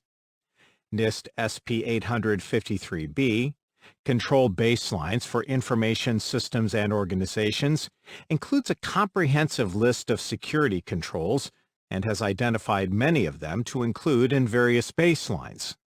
Specifically, they present 4 baselines based on the potential impact to an organization's mission if there is a loss of confidentiality, integrity, or availability of a system. The 4 baselines are as follows. Low Impact Baseline. Controls in this baseline are recommended if a loss of confidentiality, integrity, or availability will have a low impact on the organization's mission. Moderate Impact Baseline. Controls in this baseline are recommended if a loss of confidentiality, integrity, or availability will have a moderate impact on the organization's mission. High Impact Baseline. Controls in this baseline are recommended if a loss of confidentiality, integrity, or availability will have a high impact on the organization's mission. Privacy control baseline. This baseline provides an initial baseline for any systems that process PII. Organizations may combine this baseline with one of the other baselines. These refer to the worst-case potential impact if a system is compromised and a data breach occurs. As an example, imagine a system is compromised. You would try to predict the impact of the compromise on the confidentiality, integrity, or availability of the system and any data it holds. If the compromise would cause privacy data to be compromised, you would consider adding the security controls identified as privacy control baseline items to your baseline. If the impact is low, you would consider adding the security controls identified as low impact controls to your baseline. If the impact of this compromise is moderate, you would consider adding the security controls identified as moderate impact in addition to the low impact controls. If the impact is high, you would consider adding all the controls listed as high impact in addition to the low impact and moderate impact controls. It's worth noting that many of the items in these lists are basic security practices. Additionally, implementing basic security principles, such as the least privilege principle, shouldn't surprise anyone studying for the CISSP exam. Of course, just because there are basic security practices, it doesn't mean organizations implement them. Unfortunately, many organizations have yet to discover or enforce the basics. Comparing tailoring and scoping. After selecting a control baseline, organizations fine-tune it with tailoring and scoping processes. A big part of the tailoring process is aligning the controls with an organization's specific security requirements. As a comparison, think of a clothes tailor who alters or repairs clothes. If a person buys a suit at a high-end retailer, a tailor modifies the suit to fit the person perfectly. Similarly, tailoring a baseline ensures it is a good fit for the organization. Tailoring refers to modifying the list of security controls within a baseline to align with the organization's mission. NIST SP 853B formally defines it as part of an organization-wide risk management process that includes framing, assessing, responding to, and monitoring information security and privacy risks, and indicates it includes the following activities: identifying and designating common controls, applying scoping considerations, selecting compensating controls, assigning control values. A selected baseline may not include commonly implemented controls. However, just because a security control isn't included in the baseline doesn't mean it should be removed. As an example, imagine that a data center includes video cameras covering the external entry, the internal exit, and every row of servers. But the baseline only recommends a video camera cover the external entry. During the tailoring process, personnel will evaluate these extra cameras and determine if they are needed. They may decide to remove some to save costs or keep them.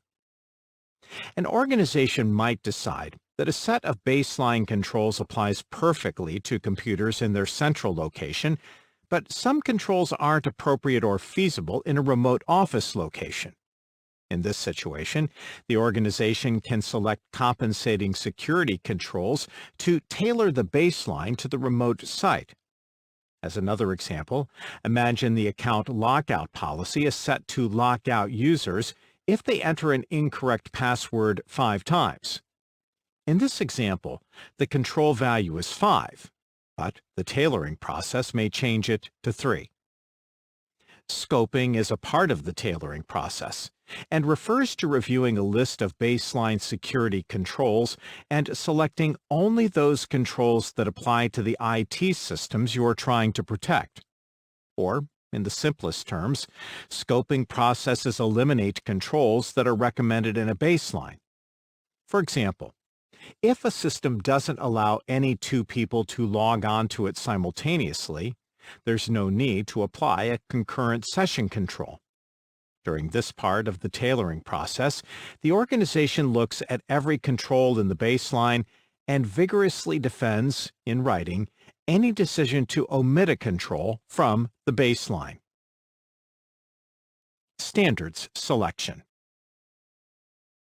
When selecting security controls within a baseline or otherwise, organizations need to ensure that the controls comply with external security standards. External elements typically define compulsory requirements for an organization. As an example, the Payment Card Industry Data Security Standard, PCI DSS, defines requirements that businesses must follow to process major credit cards. Similarly, organizations that collect or process data belonging to EU citizens must abide by the requirements in the GDPR. Obviously, not all organizations have to comply with these standards. Organizations that don't process credit card transactions do not need to comply with PCI DSS. Similarly, organizations that do not collect or process EU citizens' data do not need to comply with GDPR requirements. Organizations need to identify the standards that apply and ensure that the security controls they select fully comply with these standards. Even if your organization isn't legally required to comply with a specific standard, using a well-designed community standard can be helpful. As an example, U.S. government organizations are required to comply with many of the standards published by NIST SP 800 documents.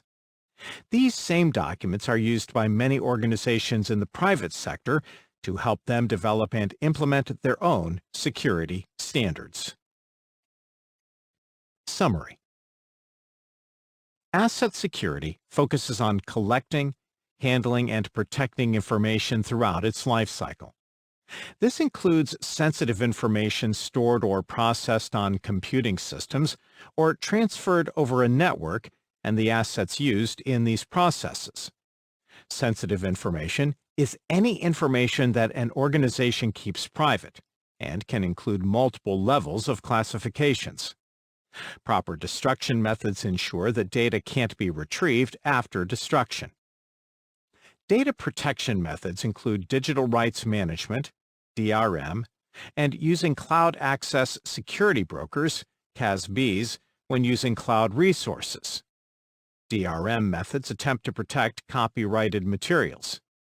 A CASB is software placed logically between users and cloud-based resources. It can ensure that cloud resources have the same protections as resources within a network. Entities that must comply with the EU GDPR use additional data protection methods, such as pseudonymization, tokenization, and anonymization. Personnel can fulfill many different roles when handling data.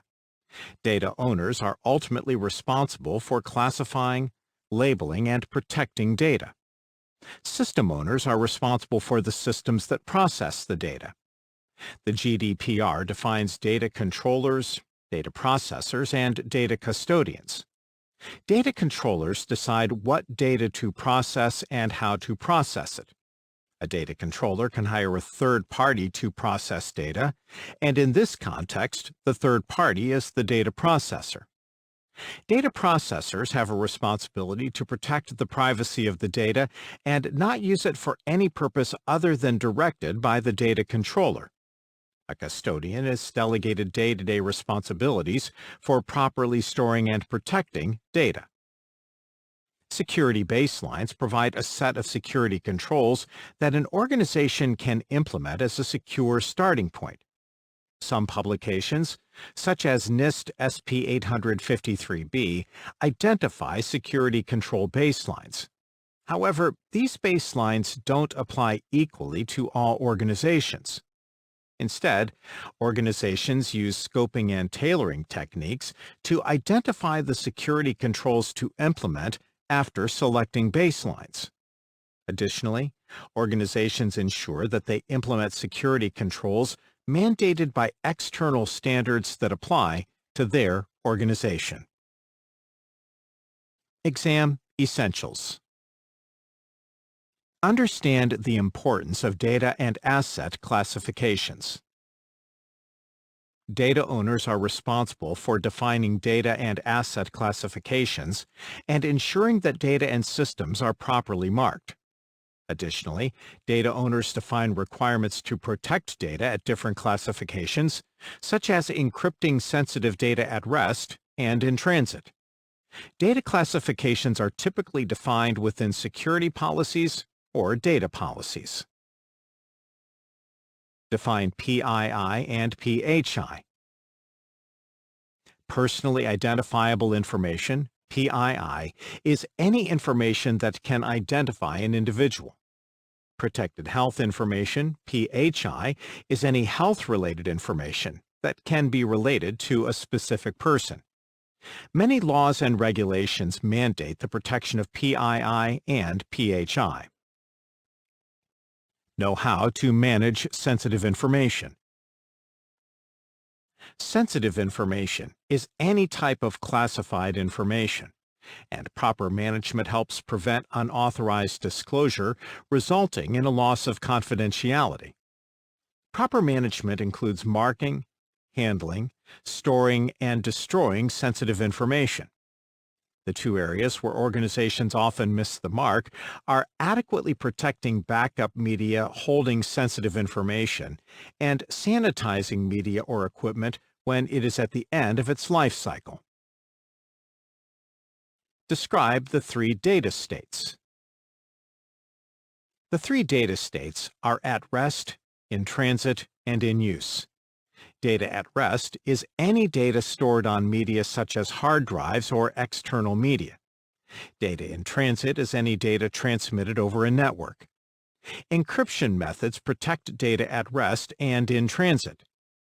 Data in use refers to data in memory and used by an application. Applications should flush memory buffers to remove data after it is no longer needed. Define DLP. Data loss prevention (DLP) systems detect and block data exfiltration attempts by scanning unencrypted files and looking for keywords and data patterns. Network-based systems, including cloud-based systems, scan files before they leave the network. Endpoint-based systems prevent users from copying or printing some files. Compare data destruction methods. Erasing a file doesn't delete it. Clearing media overwrites it with characters or bits. Purging repeats the clearing process multiple times and removes data so that the media can be reused. Degaussing removes data from tapes and magnetic hard disk drives, but it does not affect optical media or SSDs. Destruction methods include incineration, crushing, shredding, and disintegration. Describe data remnants. Data remnants is the data that remains on media after it should have been removed. Hard disk drives sometimes retain residual magnetic flux that can be read with advanced tools. Advanced tools can read slack space on a disk, which is unused space in clusters. Erasing data on a disk leaves data remnants. Understand record retention policies. Record retention policies ensure that data is kept in a usable state while it is needed and destroyed when it is no longer needed. Many laws and regulations mandate keeping data for a specific amount of time. But in the absence of formal regulations, organizations specify the retention period within a policy. Audit trail data needs to be kept long enough to reconstruct past incidents.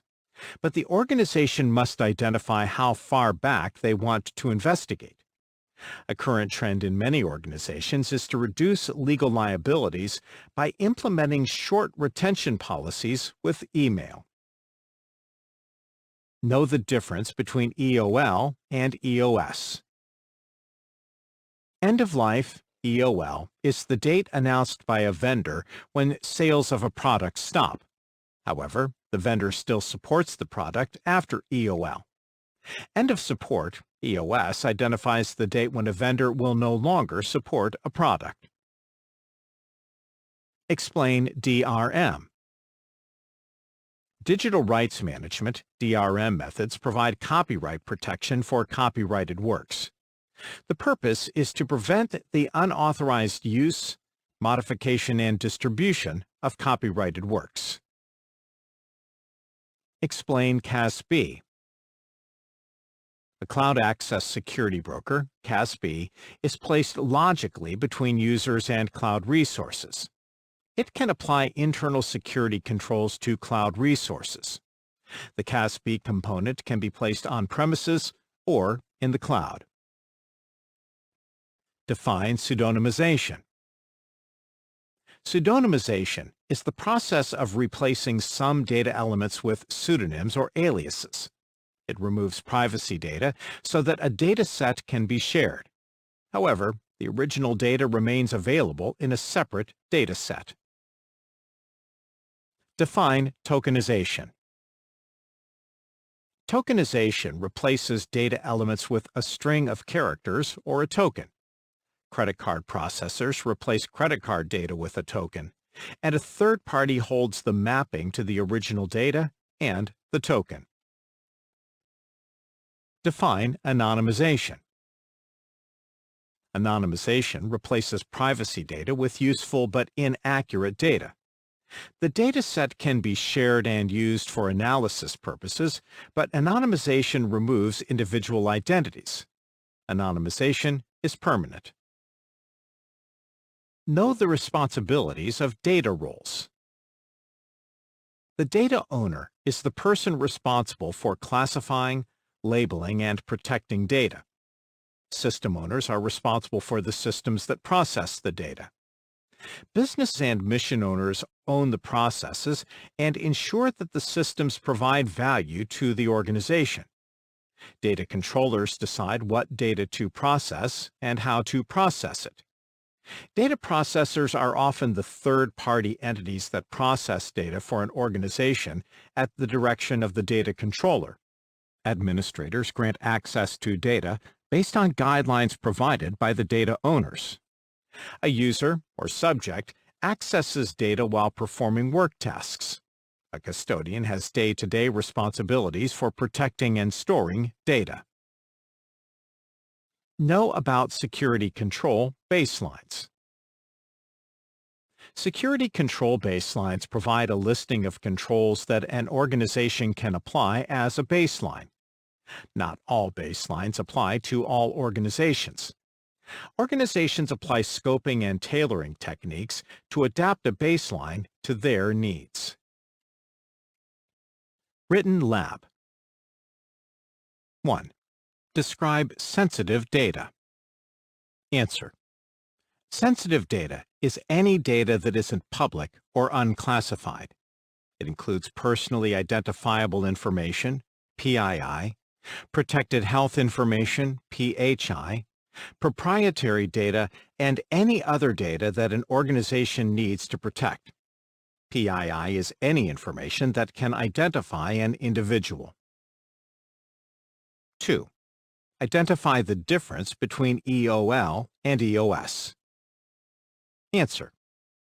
End of life, EOL, identifies the date when a vendor plans to stop selling a product. End of support, EOS, identifies the date when a vendor plans to stop supporting a product. Organizations should replace products before the EOS date. 3. Identify common uses of pseudonymization, tokenization, and anonymization. Answer. Organizations use pseudonymization when they want to create a data set that they can transfer to others. The new data set doesn't hold any privacy data. However, the organization still holds the mapping of the pseudonyms and the original data and can reverse the process. Organizations that process credit card data use tokenization. A third party holds the mapping of the token and the credit card data, but the organization doesn't need to maintain the credit card data. Organizations use anonymization to remove all privacy data from a data set.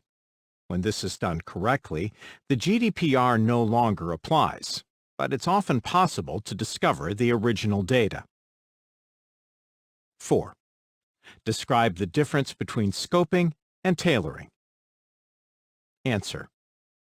Tailoring refers to modifying a list of controls to ensure they align with the mission of the organization. Tailoring includes scoping. Scoping refers to reviewing a list of baseline security controls and selecting only those controls that apply to the IT systems you're trying to protect. Review questions. 1. Which of the following provides the best protection against the loss of confidentiality for sensitive data? A. Data labels. B. Data classifications.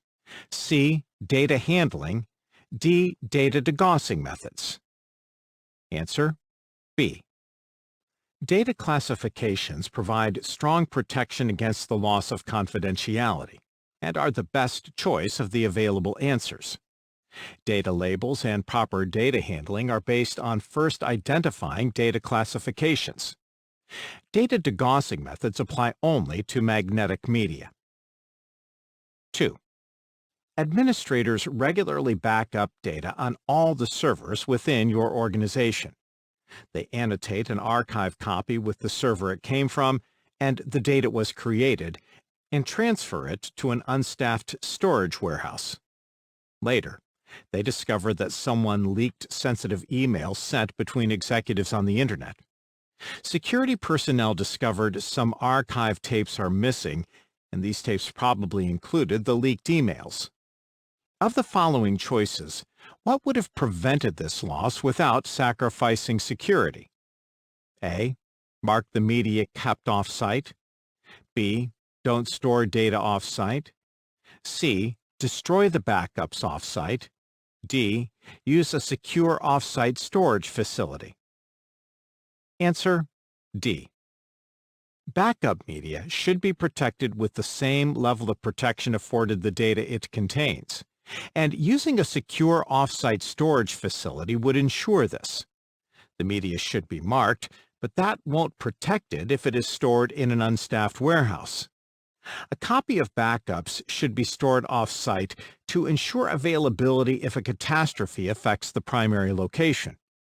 If copies of data are not stored off-site or off-site backups are destroyed, security is sacrificed by risking availability. 3. Administrators have been using tapes to back up servers in your organization. However, the organization is converting to a different backup system, storing backups on disk drives. What is the final stage in the life cycle of tapes used as backup media? A. Degaussing. B. Destruction. C. Declassification. D. Retention. Answer. B. Destruction is the final stage in the life cycle of backup media. Because the backup method is no longer using tapes, they should be destroyed. Degaussing and declassifying the tape is done if you plan to reuse it. Retention implies you plan to keep the media, but retention is not needed at the end of its life cycle. 4. You are updating your organization's data policy, and you want to identify the responsibilities of various roles. Which one of the following data roles is responsible for classifying data? A. Controller. B. Custodian. C. Owner. D. User. Answer. C. The data owner is the person responsible for classifying data. A data controller decides what data to process and directs the data processor to process the data. A data custodian protects the integrity and security of the data by performing day-to-day maintenance. Users simply access the data. 5. You are tasked with updating your organization's data policy, and you need to identify the responsibilities of different roles. Which data role is responsible for implementing the protections defined by the security policy? A. Data custodian. B. Data user. C. Data processor. D. Data controller. Answer A. The data custodian is responsible for the tasks of implementing the protections defined by the security policy and senior management. A data controller decides what data to process and how. Data users are not responsible for implementing the security policy protections. A data processor controls the processing of data and only does what the data controller tells them to do with the data. 6. A company maintains an e-commerce server used to sell digital products via the Internet. When a customer makes a purchase, the server stores the following information on the buyer: name, physical address, email address, and credit card data. You're hired as an outside consultant and advise them to change their practices. Which of the following can the company implement to avoid an apparent vulnerability? A. Anonymization. B. Pseudonymization. C. Move the company location. D. Collection limitation. Answer D. The company can implement a data collection policy of minimization to minimize the amount of data they collect and store. If they are selling digital products, they don't need the physical address. If they are reselling products to the same customers, they can use tokenization to save tokens that match the credit card data instead of saving and storing credit card data. Anonymization techniques remove all personal data and make the data unusable for reuse on the website. Pseudonymization replaces data with pseudonyms.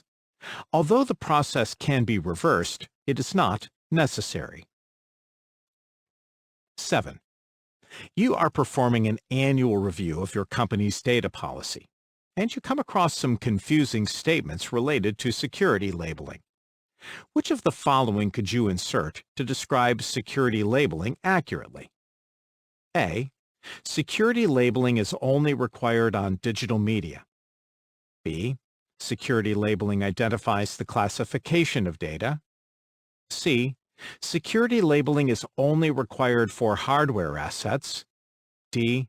Security labeling is never used for non-sensitive data.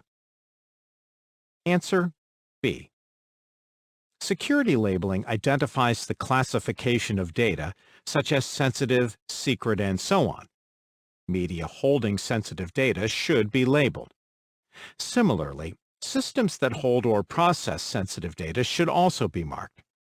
Many organizations require the labeling of all systems and media, including those that hold or process non-sensitive data.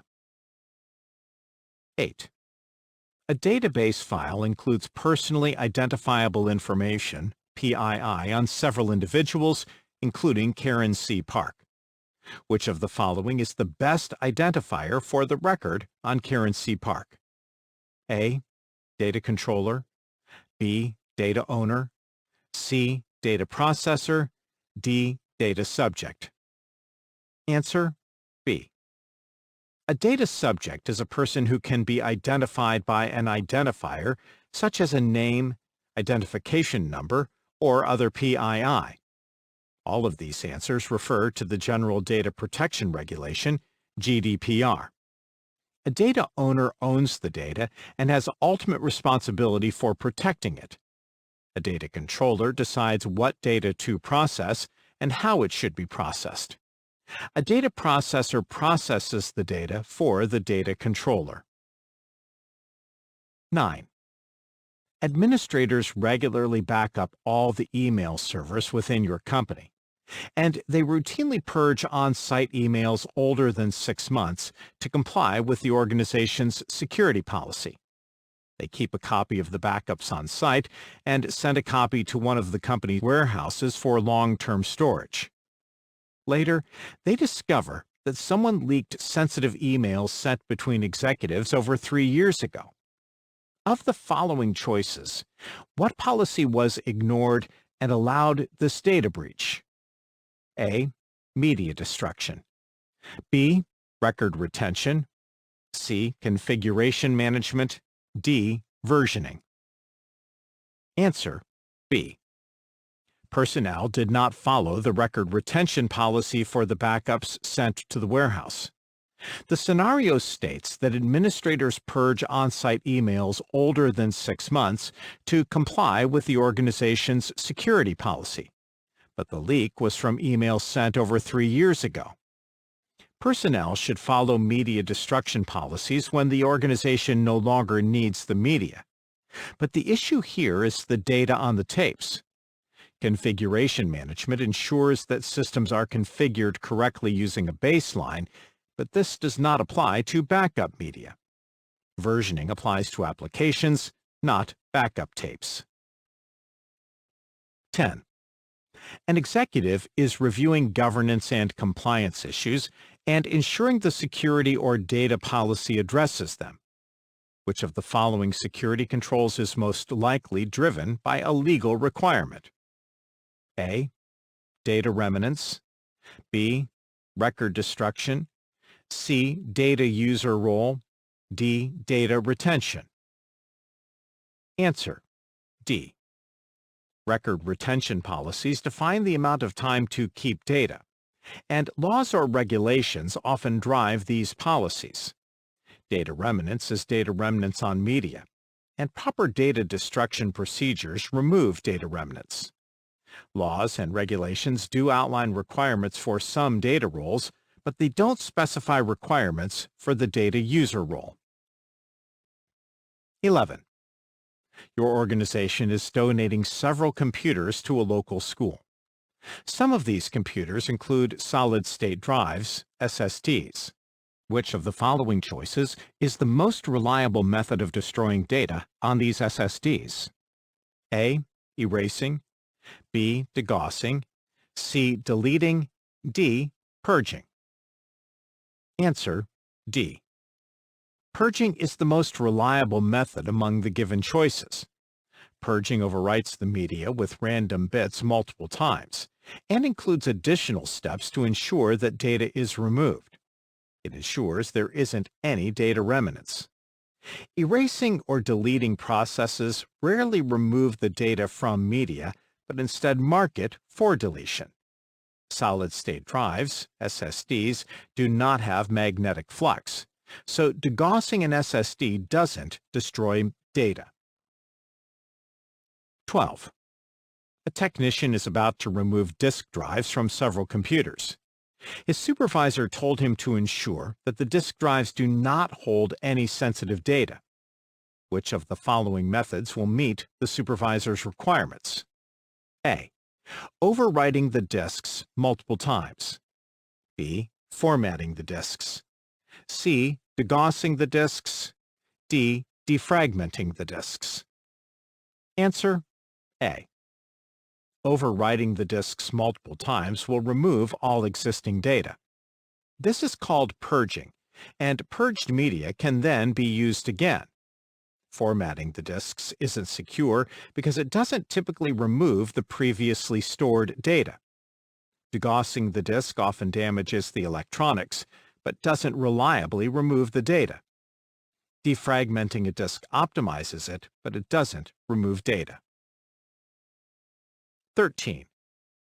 The IT department is updating the budget for the following year, and they want to include enough money for a hardware refresh for some older systems. Unfortunately, there is a limited budget. Which of the following should be a top priority? A.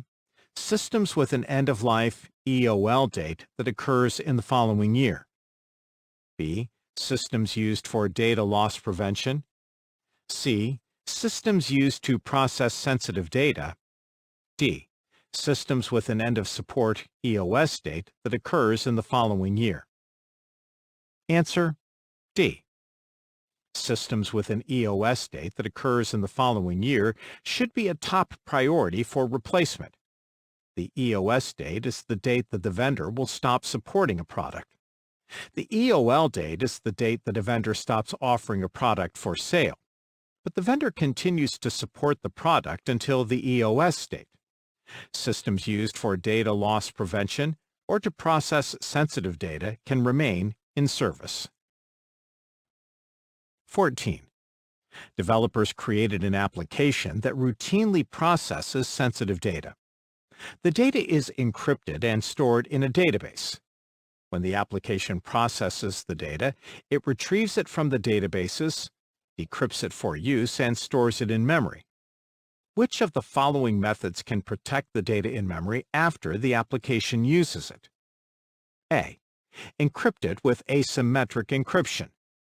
B. Encrypt it in the database. C. Implement data loss prevention. D. Purge memory buffers. Answer: D. Purging memory buffers removes all remnants of data after a program has used it.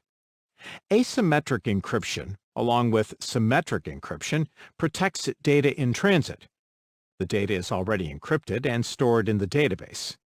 The scenario doesn't indicate that the program modified the data, so there's no need to overwrite the existing data in the database. Data loss prevention methods prevent unauthorized data loss, but do not protect data in use. 15. Your organization's security policy mandates the use of symmetric encryption for sensitive data stored on servers. Which one of the following guidelines are they implementing? A. Protecting data at rest. B. Protecting data in transit. C. Protecting data in use. D. Protecting the data lifecycle. Answer: A. Symmetric encryption methods protect data at rest, and data at rest is any data stored on media, such as a server. Data in transit is data transferred between two systems. Data in use is data in memory that is used by an application. Steps are taken to protect data from the time it is created to the time it is destroyed, but this question isn't related to the data life cycle. 16. An administrator is planning to deploy a database server and wants to ensure it is secure. She reviews a list of baseline security controls and identifies the security controls that apply to this database server. What is this called? A.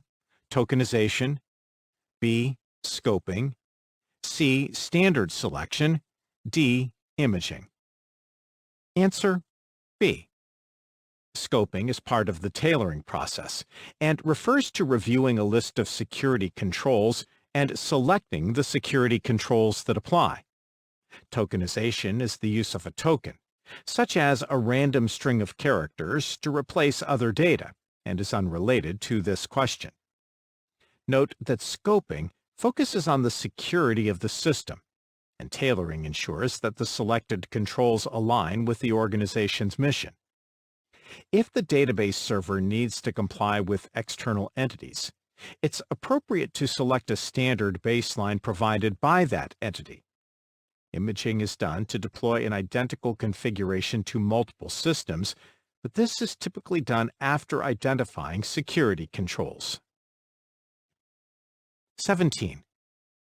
An organization is planning to deploy an e-commerce site hosted on a web farm. IT administrators have identified a list of security controls they say will provide the best protection for this project. Management is now reviewing the list and removing any security controls that do not align with the organization's mission. What is this called? A. Tailoring. B. Sanitizing. C. Asset classification. D. Minimization. Answer: A. Tailoring refers to modifying a list of security controls to align with the organization's mission.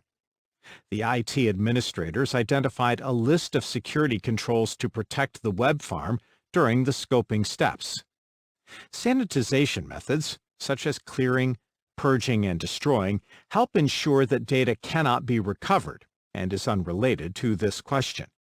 Asset classification identifies the classification of assets based on the classification of data the assets hold or process. Minimization refers to data collection. Organizations should collect and maintain only the data they need. 18. An organization is planning to use a cloud provider to store some data. Management wants to ensure that all database security policies implemented in the organization's internal network can also be implemented in the cloud. Which of the following will support this goal? A. CASB, B. DLP, C. DRM, D. EOL. Answer A. A cloud access security broker, CASB, is software placed logically between users and cloud-based resources, and it can enforce security policies used in an internal network. Data loss prevention, DLP systems, attempt to detect and block data exfiltration. CASB systems typically include DLP capabilities. Digital rights management, DRM methods, attempt to provide copyright protection for copyrighted works.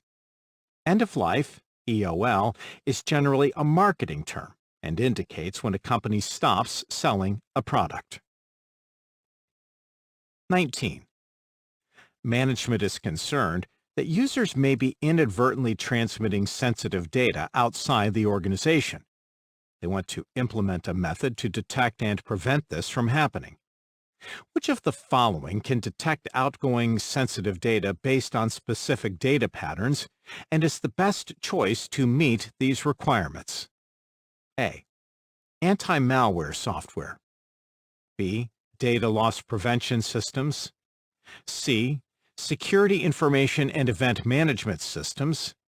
D. Intrusion prevention systems. Answer B.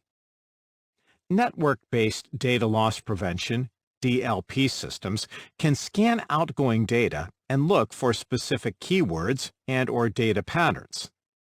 DLP systems can block these outgoing transmissions. Anti-malware software detects malware. Security Information and Event Management, SIEM, provides real-time analysis of events occurring on systems throughout an organization, but doesn't necessarily scan outgoing traffic. Intrusion prevention systems, IPSs, scan incoming traffic to prevent unauthorized intrusions. 20. A software developer created an application and wants to protect it with DRM technologies. Which of the following is she most likely to include? Choose 3. A. Virtual licensing. B. Persistent online authentication. C. Automatic expiration. D. Continuous audit trail. Answer B, C, and D. Persistent online authentication, automatic expiration, and a continuous audit trail are all methods used with digital rights management, DRM technologies. Virtual licensing isn't a valid term within DRM.